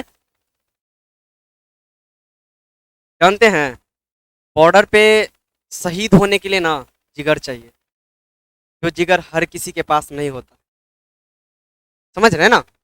वहां पे वही खड़ा रह सकता है जिसके अंदर अपना आखिरी बलिदान देने की क्षमता होती है। बात सही कि नहीं सही है? और वो एसएससी जीडी वालों के अंदर शुरुए से दिख जाता है हमको। क्लियर है ना? वो दुश्मन के सामने कभी घुटने नहीं टेकते हैं। अपनी देश की एकता अखंडता को सुनिश्चित रखने के लिए वो किसी भी हद तक जा सकते हैं, चाहे उसके लिए पूरे पाकिस्तान जैसे राष्ट्र को ही खत्म क्यों ना करना पड़ जाए। समझ पा रहे हैं ना? यदि कुल मिला के देखा जाए तो 26 नवंबर 1949 ईस्वी को क्या किया जाता है? भारतीय संविधान के ऊपर राजेंद्र बाबू का सिग्नेचर किया जाता है। और इस प्रकार से 26 नवंबर 1949 ईस्वी को क्या किया जाता है? संविधान को आंशिक रूप से अंगीकृत किया जाता है। संविधान को अंगीकृत रूप से 26 नवंबर 1949 ईस्वी को अंगीकृत किया जाता है, पूरी तरह से लागू नहीं किया जाता है। और इसी दिन कुल 15 अनुच्छेद 16 अनुच्छेद को क्या किया जाता है? लागू कर दिया जाता है। तो कुल मिला के देखा जाए तो 26 नवंबर 1949 ईस्वी को क्या होता है बताइएगा? राजेंद्र प्रसाद का क्या होता है? अध्यक्ष के रूप में दस्तावेज पर हस्ताक्षर किया जाता है। वो दस्तावेज कौन सा है? भारतीय संविधान। और ये क्वेश्चन पूछा गया था सेट में, शायद हम करवाए हैं कहीं, हाँ लिखा भी है यहाँ पे, एसएससी जीडी 2023 में पूछा गया था, प्रीवियस ईयर क्वेश्चन है। एज इट इज क्वेश्चन पूछा गया था, किस पे हस्ताक्षर किया गया था? 26 जनवरी 1950 ईस्वी को क्या किया गया था? संविधान को पूरी तरह से लागू कर दिया गया था। और इसके बाद संविधान सभा का जो आखिरी बैठक होती है वो 2 दिन पहले, कब तक होती है? 24 जनवरी 1950 को होती है बैठक। और इसी दिन हमारा राष्ट्रीय गान, राष्ट्रीय गीत, इन सबको क्या किया जाता है? स्वीकार किया जाता है, याद रखेगा। और इसके बाद 24 जनवरी 1950 ईस्वी को राजेंद्र प्रसाद को भारत के राष्ट्रपति बनाया जाता है। और यदि बात करेंगे राष्ट्रपति के रूप में, 26 जनवरी 1950 से लेकर के 13 मई 1962 तक हमारे राजेंद्र बाबू जो क्या रहते हैं, भारत के प्रधानमंत्री रहते हैं और लगातार राष्ट्रपति रहते हैं। लगातार 2 बार राष्ट्रपति रहने वाले पहले व्यक्ति कौन बने हैं? दूसरे कार्यकाल के लिए निर्वाचित होने वाले राष्ट्रपति कौन है? और यदि बात करेंगे कि इसको 1962 ईस्वी के अंदर ही भारत का सर्वोच्च नागरिक पुरस्कार भारत रत्न से भी क्या किया गया? सम्मानित किया गया। नेक्स्ट बात करेंगे यहाँ पे भारत के सर्वोच्च न्यायालय की स्थापना, और इसका जो उद्घाटन की बात करेंगे ये होता है 28 जनवरी 1950 को। और ये सर्वोच्च न्यायालय जो देख रहे हैं ये कभी ना कभी संघ क्या हुआ करता था, ये वाला संघीय न्यायालय, जिसकी स्थापना 1935 के अधिनियम के तहत 1937 में किया गया था। और संघीय न्यायालय के जो पहले मुख्य न्यायाधीश थे उसका नाम था क्या? मॉरिस गोयर। लेकिन ये सुप्रीम कोर्ट के जो पहले मुख्य न्यायाधीश थे जिसका नाम था हीरालाल जे कानिया, हीरालाल जे कानिया, याद रखेगा। और ये क्वेश्चन भी पूछा गया है, हीरालाल जे कानिया। लेकिन वर्तमान में मुख्य न्यायाधीश कौन हो जाएंगे? टी.वाई. चंद्रचूड़ हो जाएंगे। कौन हो जाएंगे? जस्टिस टी.वाई. चंद्रचूड़ हो जाएंगे। ये 50वें क्रम के 49वें क्रम के कौन थे? 49वें क्रम के कौन थे बताएंगे? इससे पहले 49वें क्रम के कौन थे बताएंगे? जस्टिस यू ललित थे। उससे पहले 48वें क्रम के कौन थे? एन.वी. रमन्ना थे। उससे पहले 47वें क्रम के कौन थे? एस.ए. बोबड़े, एस.ए. बोबड़े। 47वां एस.ए. बोबड़े, 48वां एन.वी. रमन्ना, 49वां जस्टिस यू ललित और 50वां वर्तमान में कौन जाएगा? टी.वाई. चंद्रचूड़, टी.वाई. चंद्रचूड़। अगला यदि बात करेंगे संविधान सभा के पिता किसको कहा जाएगा? किसको कहा जाएगा? संविधान सभा का जनक किसको कहा जाएगा? भीमराव अंबेडकर को कहा जाएगा। लेकिन यदि पूछा जाएगा राष्ट्रपिता किसको कहा जाएगा? किसको? बाबू के नाम से किसको जाना जाता है? बाबू के नाम से किसको? वीर कुंवर सिंह। किसको जाना जाएगा? वीर कुंवर सिंह। किसको जाना जाएगा? वीर कुंवर सिंह को। ठीक है, बापू के नाम से कहते तब क्या बोलते हैं? महात्मा गांधी। अगर नेक्स्ट क्वेश्चन की यदि बात कर लेंगे, देखिए यदि अब देखिए यहाँ पे भारत के सर्वोच्च न्यायालय वाला हो गया। यदि बात करते पहली बार संविधान सभा की जो अवधारणा है ये आपका स्वराज पार्टी के द्वारा, किसके द्वारा? स्वराज पार्टी के द्वारा 1924 के अंदर आती है। कब आती है? 1924 के अंदर आती है, याद रखेगा। और ये स्वराज पार्टी का गठन की यदि बात करेंगे तो स्वराज पार्टी का गठन 1 जनवरी नया साल के दिन था 1923 के अंदर, याद रखेगा। और ये किसके द्वारा होता है? तो मोतीलाल नेहरू, मोतीलाल नेहरू, मोतीलाल नेहरू। अब प्लस कौन हो जाएगा? चित्तरंजन दास हो जाएगा। और चित्तरंजन दास को देश बंधु के नाम से भी जाना जाता है। मोतीलाल नेहरू और चित्तरंजन दास के द्वारा कौन सा पार्टी कब किया गया था? और ये कब जो है मतलब संविधान सभा का अवधारणा दिया गया था? 1924 के अंदर दिया गया था, याद रखेगा। और यदि बात किया जाएगा संविधान बनाने के लिए कितनी कमेटियां, कितनी कमेटियां? और यदि बात करेंगे संविधान सभा के संवैधानिक सलाहकार थे वी.एन. राव। कौन थे? वी.एन. राव। बोलिएगा एक बार मेरे साथ, कौन थे? और यदि बात करेंगे कि 22 जुलाई 1947 ईस्वी को राष्ट्रीय ध्वज के रूप में किसको? तिरंगा को राष्ट्रीय ध्वज के रूप में किसको? तिरंगा को अपनाया गया था, याद रखेगा। और ये तिरंगा क्या है? हमारी आन है, बान है और शान है। इसको कभी झुकने नहीं देंगे। और यदि बात रही 24 जनवरी 1950 को क्या किया जाता है? हमारा राष्ट्रीय गान, राष्ट्रीय गीत, इसको क्या किया गया था? अपनाया गया था। और इसका दोनों का सम्मान करना हमारा क्या है? मौलिक कर्तव्य है। क्या है हमारा मौलिक कर्तव्य है? और वो कौन से क्रम का? पहला। कौन सा? पहला मौलिक कर्तव्य है कि हम अपने देश के संविधान का, राष्ट्रीय गान का, राष्ट्रीय गीत का सबका क्या करेंगे, आदर करेंगे, सम्मान करेंगे। और यदि बात करेंगे कि ये क्या है, भारतीय केशवानंद भारती बनाम केरल राज्य 1973, ये मामला में निर्णय दिया गया था कि ये प्रस्तावना भी संविधान का क्या है, अंग है। प्रस्तावना भी हमारे संविधान का अंग है। इस बात की जो पुष्टि किया गया था, ये केशवानंद भारती बनाम केरल राज्य जो 1973 का था। कब का था ये वाला, 1973 का था। और इसमें यह पुष्टि किया गया था कि क्या किया जाएगा, इसमें पुष्टि किया गया था,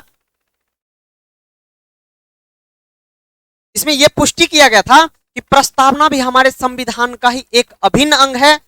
और संविधान के किसी भी हिस्सा में जहां तक कि प्रस्तावना में भी संशोधन किया जा सकता है, लेकिन इसकी जो आधारभूत संरचना है उसमें किसी भी प्रकार की परिवर्तन नहीं आना चाहिए। यह किस मामला में कहा गया था, केशवानंद भारती बनाम, और इसी को मूल ढांचा माना जाता है। क्या कहा जाता है, मूल ढांचा का सिद्धांत कहा जाता है। आधारभूत क्या माना गया था, और कहा गया था संशोधन करते समय आधारभूत संरचना में किसी प्रकार का चेंजमेंट नहीं आना चाहिए।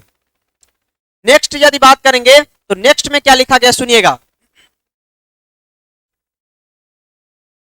यही है ना, विशेषता है ना, विशेषता। देखिए हमारे भारतीय संविधान की विशेषता सुनिएगा।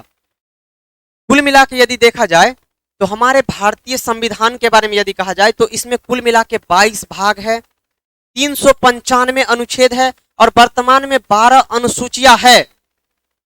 यदि इस प्रकार से देखा जाए तो हमारा भारत का संविधान पूरे विश्व के सबसे विस्तृत और लिखित संविधान माना जाता है। इससे बड़ी विशेषता क्या हो सकती है इस संविधान के लिए, जिसके निर्माण में 2 वर्ष 11 महीना और 18 दिन का समय लगा था। 114 दिनों तक इस पे बहस होता रहा और कुल मिला के कितने वाचन में, 3 वाचन में। और यदि पूछा जाएगा कि विश्व के सबसे विस्तृत और लिखित संविधान किस देश का हो जाएगा, विश्व का सबसे लंबा और लिखित संविधान किस देश का, हमारे प्यारे भारतीय संविधान है। और यह क्वेश्चन भी आपसे पूछा गया है। यदि करते हैं कि भारत जो है विश्व का पहला लिखित संविधान की बात करेंगे तो किसका हो जाएगा, पहला लिखित संविधान किसका, लेकिन सबसे बड़ा लिखित संविधान किसका, भारत। पहला संविधान किसका, ब्रिटेन का। पहला संविधान किसका, ब्रिटेन का। भावना में नहीं आना है। पहला संविधान किसका, सबसे बड़ा संविधान किसका, ब्रिटेन का। किसका, ब्रिटेन का। लेकिन सबसे बड़ा लिखित संविधान किसका, भारत का। सबसे छोटा संविधान किसका, मोनाको। किसका, मोनाको। और यदि बात करेंगे कि ये जो है 1789 में अपनाया गया था और भारतीय मूल संविधान में कुल मिला के कितने भाग, कितने भाग, कितने अनुच्छेद, कितने अनुच्छेद, और ये अनुसूचियां कितनी थी, लेकिन वर्तमान में कितनी है, 12। वर्तमान में कितनी है, 12। आप लोग सीधा भावना में आ जाते हैं ना आप लोग बहुत बता दे रहे हैं, ठीक है।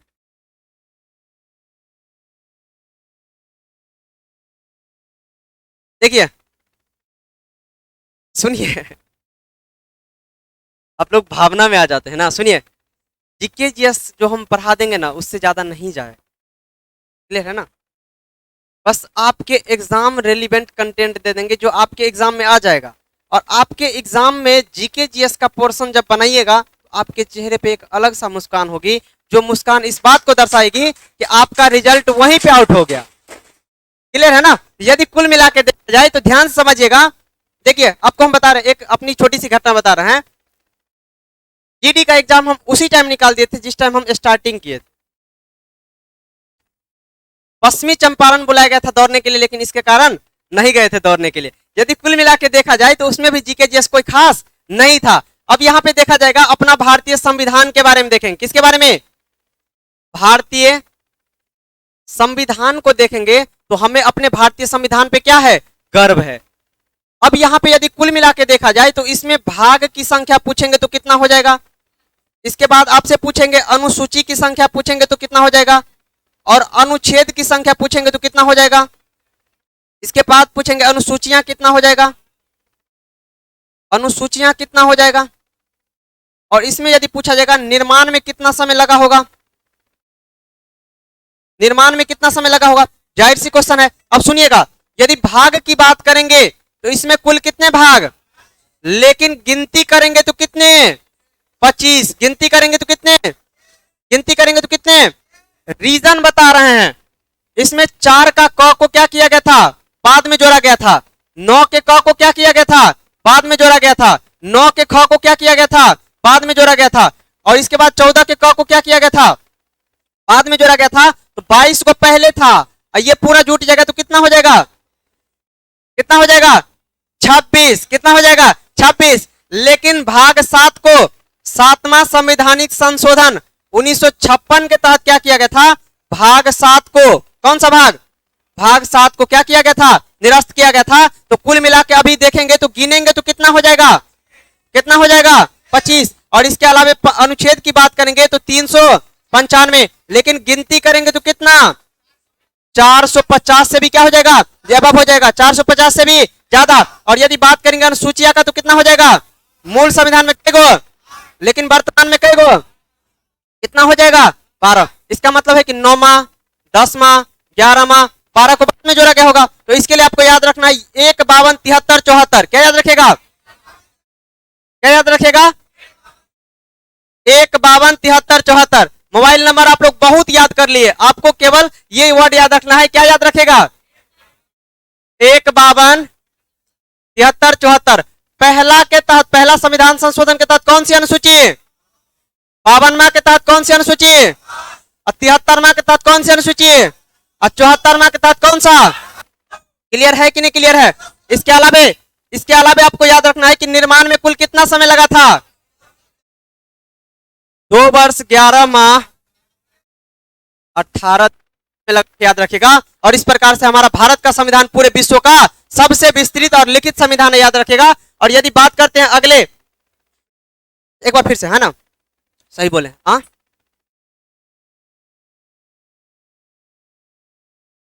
एक बार फिर से, हाँ, रिवीजन मार देते, ठीक है। चलिए आ जाइए वंस मोर, है ना। अगर बात करते हैं भारतीय संविधान में कुल कितने भाग, कितने भाग, लेकिन गिनती करेंगे तो कितने, कितने। और यदि अनुच्छेद की बात करेंगे तो कितना, लेकिन गिनती करेंगे तो कितना। इसका मतलब यह है कि ये खंड समेत है, मतलब खंड को क्या किया गया है, मेंशन किया गया है। और इसके अलावा अनुसूची मूल में कई गो था, लेकिन वर्तमान में कई गो, कौन कौन सा जोड़ा गया, पहला कौन सा, 52वां के तहत, 73वां के तहत, 74वां के तहत। चलिए अब बात करते हैं भाग 4 के क, बोलिए, भाग 9 के क, भाग 14 के क। ये तीनों के तीनों, ये तीनों के तीनों 42वां संविधान संशोधन 1976 के तहत जोड़ा गया था। किसके तहत, 42वां संविधान संशोधन 1976 के तहत। कौन कौन सा, लेकिन ये जो 9 का ख देख रहे हैं, ये 97वां संविधान संशोधन 2011 के तहत जोड़ा गया था, याद रखेगा। जबकि शेष तीनों किसके तहत, 42वां संविधान संशोधन 1976 के तहत। नेक्स्ट बढ़ जाते हैं,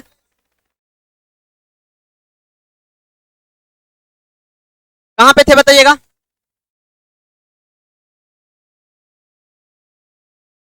हाँ यहाँ है ना। चलिए सर देखिएगा, अब आ जाता है मौलिक कर्तव्य। मौलिक कर्तव्य है ना, सुनिए। अब मौलिक कर्तव्य की यदि बात कर लेते हैं तो मौलिक कर्तव्य जो मूल संविधान में कितने थे, मौलिक कर्तव्य मूल संविधान में कई गो था, एको गो नहीं था, एको गो नहीं था, एको गो नहीं था। अब सुनिएगा, मूल कर्तव्य को हमारे भारतीय संविधान में सरदार स्वर्ण सिंह समिति के सिफारिश पर 8 मूल कर्तव्य को जोड़ने का प्रस्ताव आया था, लेकिन पहली बार 10 मूल कर्तव्य को जोड़ा गया था 42वां संविधान संशोधन 1976 के तहत, जो प्रावधान रूस के संविधान से लिया गया है। कहां से लिया गया है, रूस के संविधान से लिया गया है। और इसमें कितने मूल कर्तव्य, पहली बार 10, लेकिन अभी वर्तमान में मूल कर्तव्यों की संख्या देखेंगे तो 11 है। कितना है, 11। और 11वां मूल कर्तव्य ये कहता है कि 6 से 14 वर्ष के जो बच्चे हैं, उनके माता पिता का ये कर्तव्य बनता है कि वे अपने बच्चे को निःशुल्क एवं अनिवार्य शिक्षा उपलब्ध करने के लिए स्कूल भेजें, चाहे उसको उसके लिए देखिए सुनिएगा, तो मूल कर्तव्य की चर्चा हमारे भारतीय संविधान में, मूल संविधान में कई गो था? एको गो नहीं था, एको गो नहीं था। लेकिन 42वां संविधान संशोधन के तहत कई जोड़ा गया था? वर्तमान में कई गो है? 11 गो। 11वां को 86वां संविधान संशोधन 2002 के तहत जोड़ा गया था। किसके तहत? और यदि बात करेंगे कि भारतीय संविधान में नागरिकता जो है ये एकल नागरिकता है। कैसी नागरिकता है? एकल संविधान है, एकल नागरिकता है। और ये प्रावधान ब्रिटेन के संविधान से लिया गया है। कहां से लिया गया है? ब्रिटेन के संविधान से। और भारतीय संविधान को उदार एवं कठोरता का मिश्रण बताया गया और ये क्वेश्चन पूछा भी गया है। अब बात करते हैं यहाँ पे कि जब भीमराव अंबेडकर साहब जब संविधान लिख रहे थे तो उस टाइम पे उन्होंने एक शब्द बताए थे जो बहुत ही इंटरेस्टेड पॉइंट था। उन्होंने कहा था कि ये जो हम अपने संविधान का निर्माण कर रहे हैं इसको इतना भी कठिन नहीं बना देंगे कि किसी का जीवन जीना मुश्किल हो जाएगा, लेकिन इतना भी आसान नहीं बनाएंगे कि कोई इसके साथ खिलवाड़ कर सके।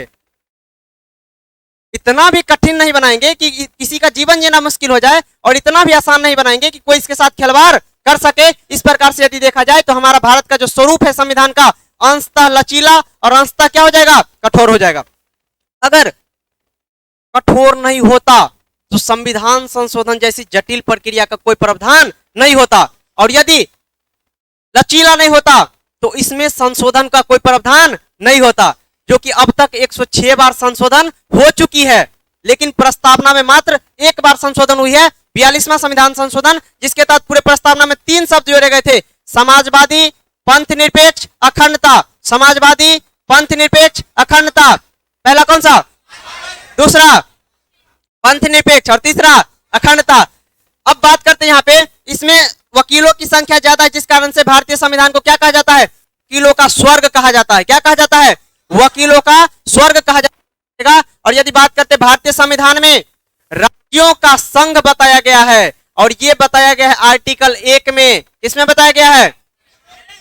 आर्टिकल 1 में कहा गया है कि India that is Bharat shall be a union of states.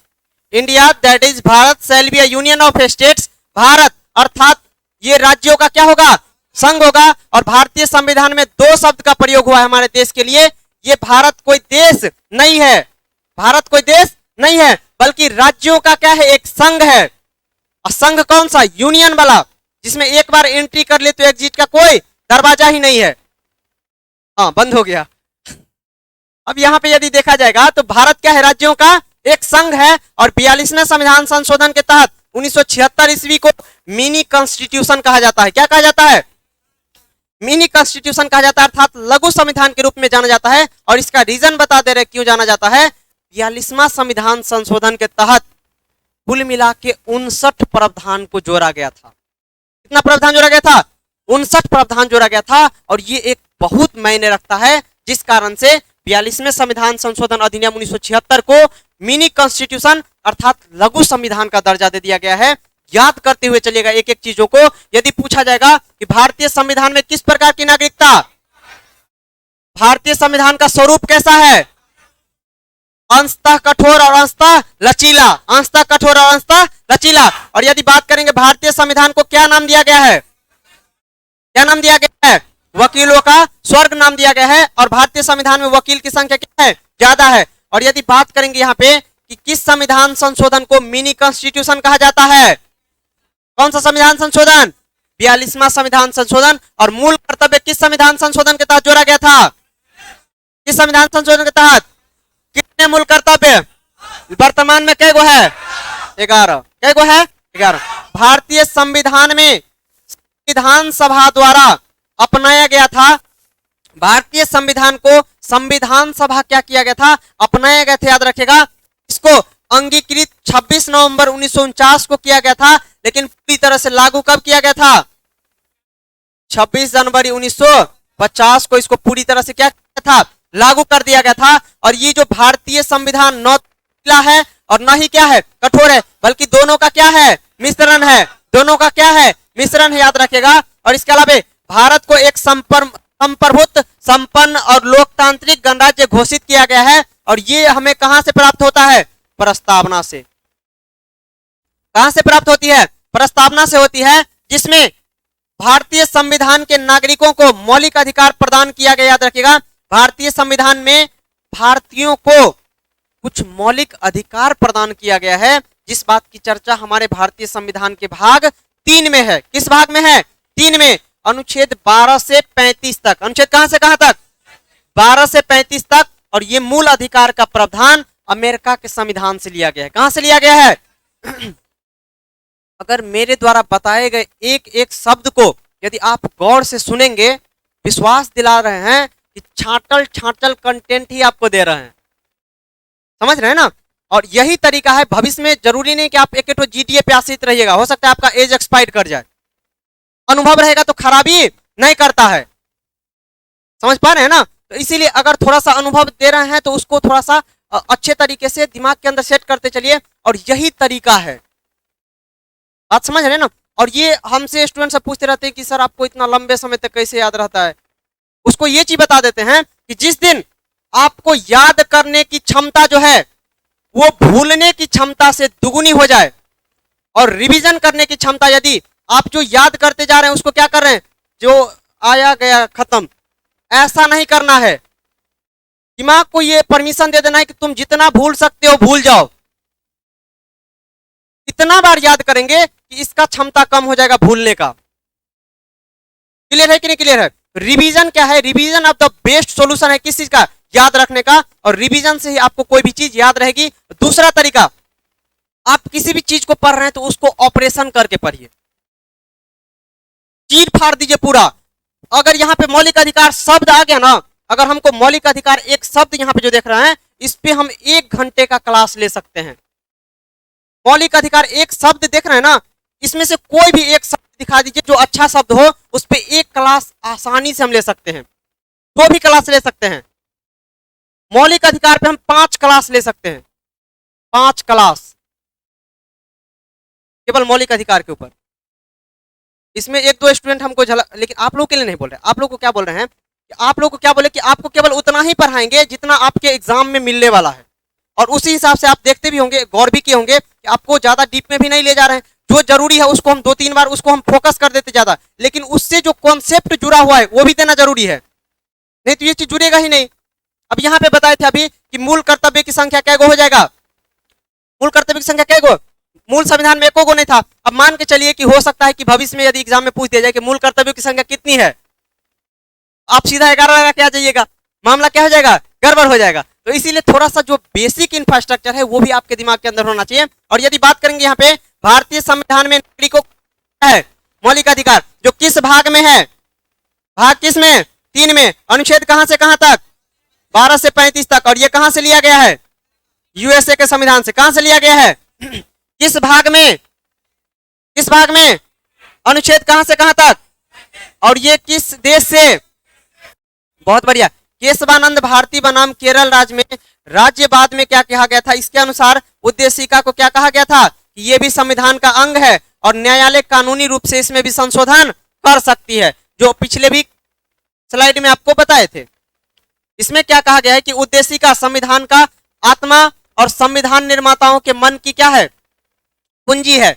अब देखिए, प्रस्तावना जो है, ये उद्देशिका को ही प्रस्तावना बोलते हैं आप लोग, और उद्देशिका प्रस्तावना को संविधान का आत्मा कहा जाता है, संविधान का कुंजी कहा जाता है, संविधान का परिचय पत्र कहा जाता है। से संविधान आत्मा ठाकुरदास मार्कन के द्वारा कहा गया था। किसके द्वारा कहा गया था? ठाकुरदास मार्कन के द्वारा कहा गया था। संविधान का कुंजी के.एम. मुंशी के द्वारा कहा गया था। किसके द्वारा? के.एम. मुंशी के द्वारा कहा गया था। आपको केवल इतना ही याद रखना है कि संविधान का आत्मा किसको कहा जाता है? उद्देशिका या प्रस्तावना। लेकिन क्वेश्चन पूछ देगा कि भीमराव अंबेडकर साहब ने संविधान की आत्मा किसे बताया था? तो आर्टिकल 32 क्या हो जाएगा? अनुच्छेद 32 को किसको बताया था? और अनुच्छेद 32 में संवैधानिक उपचारों का अधिकार, इसको क्या कहा गया था? आत्मा कहा गया था। और ये किसके द्वारा? अंबेडकर साहब के द्वारा। किसके द्वारा कहा गया था? अंबेडकर साहब के द्वारा कहा गया था, याद रखेगा। और अंबेडकर साहब ने अनुच्छेद 32 को क्या कहा था? संविधान का आत्मा। लेकिन संविधान का आत्मा या कुंजी किसको कहा जाता है? उद्देशिका को। इसके अलावा उद्देशिका में प्रयुक्त हम भारत के लोग, अब जब भी प्रस्तावना को आप पढ़ते हैं तो क्या स्टार्टिंग क्या होती है? We the people of India. हम भारत के लोग, इसका मतलब यह है कि संविधान के जो सबसे स्रोत है वो कौन है? भारतीय जनता। भारत के कौन? जनता। अर्थात समस्त शक्तियां किसमें निहित है? भारतीय जनता के अंदर। किसके अंदर? भारतीय जनता के अंदर। और यदि ऐसे शब्द स्पष्ट किया गया है कि भारतीय संप्रभुता भारत के जनता में निहित है। किसमें निहित है? भारत के जनता में निहित है, याद रखिएगा। और भारत एक गणतंत्र राष्ट्र है। क्या है? भारत एक क्या हो जाएगा? गणतंत्र राष्ट्र हो जाएगा। इसका अर्थ यह है कि भारत का राष्ट्राध्यक्ष का निर्वाचन होगा। ये कोई अनुवांशिकी नहीं होगा, मतलब ये वंशानुगत पद नहीं होगा। अब ध्यान से सुनिएगा, जो हमारे देश के जो राष्ट्राध्यक्ष होते हैं, कौन होते हैं? राष्ट्रपति। देश के पहला नागरिक कौन होते हैं? राष्ट्रपति। इसकी चर्चा हमारे भारतीय संविधान के अनुच्छेद 52 में है। राष्ट्रपति पद की चर्चा किस अनुच्छेद में? 52 में। और राष्ट्रपति ही देश के कार्यपालिका शक्ति के प्रधान होते हैं। देश के कार्यपालिका शक्ति के प्रधान कौन होते हैं? लेकिन वास्तविक प्रधान प्रधानमंत्री होते हैं। वास्तविक प्रधान कौन होते हैं? आप पढ़िएगा अनुच्छेद यदि 52 को देखेगा तो इसमें लिखा गया है कि भारत का एक राष्ट्रपति होगा। भारत का कौन होगा? एक राष्ट्रपति होगा। अनुच्छेद 53 को यदि पढ़िएगा तो इसमें लिखा गया है कि राष्ट्रपति ही कार्यपालिका के प्रधान होंगे। राष्ट्रपति ही कार्यपालिका के क्या होंगे? प्रधान होंगे। और अनुच्छेद 54 में पढ़िएगा तो कहा गया है कि प्रधान जब होंगे तो इसका कोई ना कोई सोल्यूशन होना चाहिए। इसको कैसे चुना जाएगा? तो इसका एक निर्वाचन होगा। क्या होगा? निर्वाचन होगा। और निर्वाचन होगा तो एक निर्वाचक मंडल के द्वारा होगा। किसके द्वारा होगा? निर्वाचक मंडल के द्वारा होगा, जिसमें लोकसभा, राज्यसभा और विधानसभा, बोलिएगा, लोकसभा, राज्यसभा और विधानसभा के केवल और केवल निर्वाचित सदस्य, केवल और केवल निर्वाचित सदस्य, क्या लिखेंगे इसमें? केवल, केवल और केवल निर्वाचित सदस्य हिस्सा लेंगे। किसमें? राष्ट्रपति के निर्वाचन में। जबकि निर्वाचन किस प्रकार से किया जाएगा, इस बात की चर्चा किसमें? 55 में। निर्वाचन किस प्रकार से किया जाएगा? किसमें? और ये कितना समय के लिए किया जाएगा? किसमें? कितना समय के लिए किया जाएगा? किसमें? क्या अगर ऐसा मौका मिला तो दोबारा भी हो सकता है क्या? किसमें? किसमें? और यदि दोबारा होगा तो इसके लिए कुछ ना कुछ योग्यता होना चाहिए ना। दोबारा होने के लिए कुछ ना कुछ योग्यता होना चाहिए। रिजल्ट होने के लिए आपके अंदर योग्यता होना चाहिए ना। बात सही कि नहीं सही है? जीएस का अनुभव होना चाहिए ना। तो इसकी किस बात की चर्चा किसमें? और यदि बात करेंगे योग्यता भी है तो आपको कसम खाना पड़ेगा कि हम देश के लिए क्या करेंगे। कभी भी देश की जो जनता है उन सभी को ध्यान में रखते हुए कोई भी डिसीजन अपना लेंगे जिससे कि राष्ट्र की एकता, अखंडता को किसी भी प्रकार की आंच नहीं आनी चाहिए। देश के संविधान के ऊपर जो हमारे मौलिक अधिकार है उन सबको ध्यान में रखते हुए कोई भी काम किया जाएगा। इस बात के लिए उसको क्या किया जाएगा? शपथ भी ग्रहण किया जाएगा। और इसके बाद इसके लिए शर्त है, शपथ है। शपथ की चर्चा हो जाएगा 60 में। और यदि शपथ शर्तें की बात करेंगे तो 59 में। और इसके अलावे यदि राष्ट्रपति यदि अपना मनमानी तरीके से काम करने लगे तो उसको क्या करना पड़ेगा? साइड करना पड़ेगा। के लिए आर्टिकल 61 है जिसमें महाभियोग की चर्चा है। और पूरे संविधान को यदि पढ़िएगा तो महाभियोग शब्द आपको एक ही बार देखने को मिलेगा, जिसमें क्या लिखा मिलेगा कि महाभियोग के द्वारा राष्ट्रपति को हटाया जा सकता है, जिसमें संसद के यानी कि लोकसभा और राज्यसभा के सभी सदस्य हिस्सा लेते। एक बार मेरे साथ फिर से बोलिएगा, कोई दिक्कत नहीं ना, मेरे साथ बोलिएगा। राष्ट्रपति का पद किसमें? राष्ट्रपति का पद किसमें? राष्ट्रपति कार्यपालिका के प्रधान होंगे। राष्ट्रपति कार्यपालिका के प्रधान होंगे। राष्ट्रपति के निर्वाचन, राष्ट्रपति के निर्वाचन, निर्वाचन की कोटा, निर्वाचन की रीति 55, निर्वाचन की रीति 55, निर्वाचन के लिए जो अवधि होगा, अवधि कब होगा? 56। अगर यहां पे देखेंगे यदि बात करेंगे दोबारा निर्वाचन किसमें? योग्यता किसमें? शर्तें किसमें? शपथ किसमें? महाभियोग किसमें? ये था आपका राष्ट्र का अध्यक्ष है। तो इसका जो निर्वाचन होगा, इसका जो चुनाव होगा, क्या किसी वंशानुगत होगा? क्या नहीं होगा। इसका चुनाव प्रत्यक्ष या फिर अप्रत्यक्ष रूप से जनता के द्वारा होगा। किसके द्वारा होगा? जनता के द्वारा होगा। तो ये कहलाएगा राज गणतंत्र कहलाएगा। क्या कहलाएगा? गणतंत्र कहलाएगा। याद रखेगा, गणतंत्र शब्द का शाब्दिक अर्थ समझ में आया कि नहीं आया? क्लियर हो गया होगा। अब सुनिए, 42वां संविधान संशोधन 1976 के द्वारा उद्देशिका में समाजवादी, पंथ निरपेक्ष, अखंडता 3 नए शब्द को जोड़ा गया था। 42वां संविधान संशोधन 1976 के तहत प्रस्तावना में कितने शब्द, कितने शब्द? पहला कौन सा, पहला कौन सा, पहला कौन सा, दूसरा, दूसरा कौन, तीसरा कौन सा, अखंडता। 3 नए शब्द को जोड़ा गया था और प्रस्तावना में अब तक कितनी बार संशोधन? मात्र 1 बार संशोधन हुआ है। कौन सा संविधान संशोधन? 42वां संविधान संशोधन हुआ, याद रखिएगा। और इसके अलावा उद्देशिका संविधान का अंगीकृत 26 नवंबर कब किया गया? 1949 को किया गया था, याद रखिएगा। संविधान को पूरी तरह से अंगीकृत कब कर लिया गया था? 26 नवंबर 1949 को। लेकिन स्वीकृत कब किया गया था?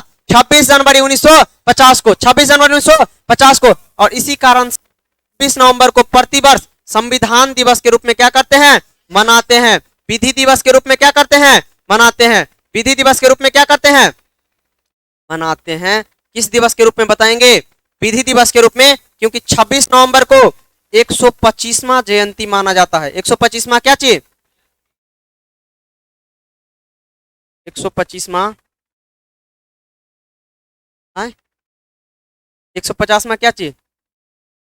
जयंती मनाया जाता है। किसका? भीमराव अंबेडकर का। कब? 2015 के अंदर, याद रखिएगा। तो इस प्रकार से यदि देखा जाए, ये कितना समय हो गया होगा? कितना समय हो गया? 6 बज गया। कितने लोग चाहते हैं इसको कंटिन्यू रखा जाए कुछ देर के लिए और? देखिए, एक बार मेरे साथ पहले बोल दीजिए, सबके साथ एक बार मेरे साथ बोलिएगा। उद्देशिका को क्या कहा जाता है? संविधान का उद्देशिका को क्या कहा जाता है? अब यदि पूछा जाएगा कि भीमराव अंबेडकर ने किसे संविधान का आत्मा कहा था, किसको कहा गया था? और यदि पूछा जाएगा कि प्रस्तावना में अब तक कितनी बार संशोधन, कौन सा संशोधन, कौन सा संशोधन, कब हुआ था, कितने शब्द जोड़े गए, पहला कौन सा, पहला कौन सा, दूसरा कौन सा, और तीसरा। और यदि बात करेंगे कि उद्देशिका को अंगीकृत कब किया गया था, कब किया गया था, लेकिन संविधान को पूरी तरह से लागू कब किया गया था? 26 जनवरी 1950 को। विधि दिवस कब मनाया जाता है? विधि दिवस कब मनाया जाता है? और संविधान दिवस कब मनाया जाता है?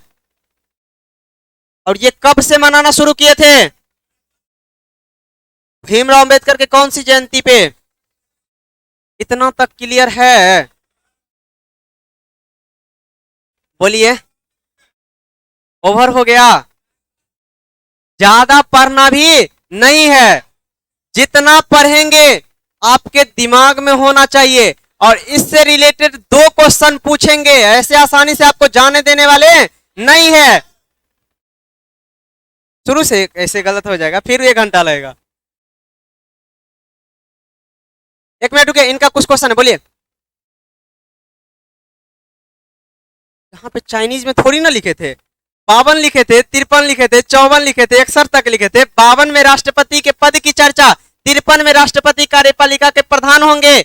इसके बाद जो 54 में राष्ट्रपति का निर्वाचन, 55 में राष्ट्रपति के निर्वाचन की रीति यानी कि कोटा, 56 में पदावधि, 57 में पुनः निर्वाचन, 58 में योग्यता, 59 में शर्तें, फिर इसके बाद 60 में शपथ, 61 में महाभियोग, 62 में कहा गया कि यदि राष्ट्रपति किसी कारणवश उसका पद खाली रहता है तो उसके कृत्यों का निर्वहन किस प्रकार से किया जाएगा। अनुच्छेद 63 में राष्ट्रपति के पद की, उपराष्ट्रपति के पद की चर्चा है। 64 में उपराष्ट्रपति कार्यपालिका के प्रधान होंगे। 65 में इससे अलावा आगे प्रावधान किया गया है। तो इस प्रकार से यदि देखने लेंगे तो 395 अनुच्छेद ऐसे ही लिखा देंगे, लेकिन आवश्यकता आप लोगों को नहीं है। इतना ही अगर आप लोग पढ़ लेते हैं ना, विश्वास दिलाते हैं। इसके अलावा थोड़ा सा हम करंट अफेयर, सिलेक्टेड करंट पढ़ाएंगे, केवल और केवल वही करंट पढ़ाएंगे जो आपको डायरेक्ट एग्जाम में देखने को मिलेगा। और एक क्लास रखेंगे वो नृत्य वाला रहेगा, सांस्कृतिक डांस वाला रहेगा, मतलब क्लासिकल डांस जो आता है। इसके बाद कौन सा खिलाड़ी किस खेल से संबंधित है, ये सारा का सारा रखेंगे। और एग्जाम बेस्ड पढ़ना है, आपको विद्वान नहीं बनना है, क्योंकि आपके पास विद्वता भी होगी, रिजल्ट नहीं होगा तो आपको समाज में क्वेश्चन थोड़ा सा पूछ लेते हैं। सर अभी शांति पूर्वक इसको बंद कर दीजिए, लाइव को बंद कर दीजिए, कट कर दीजिए।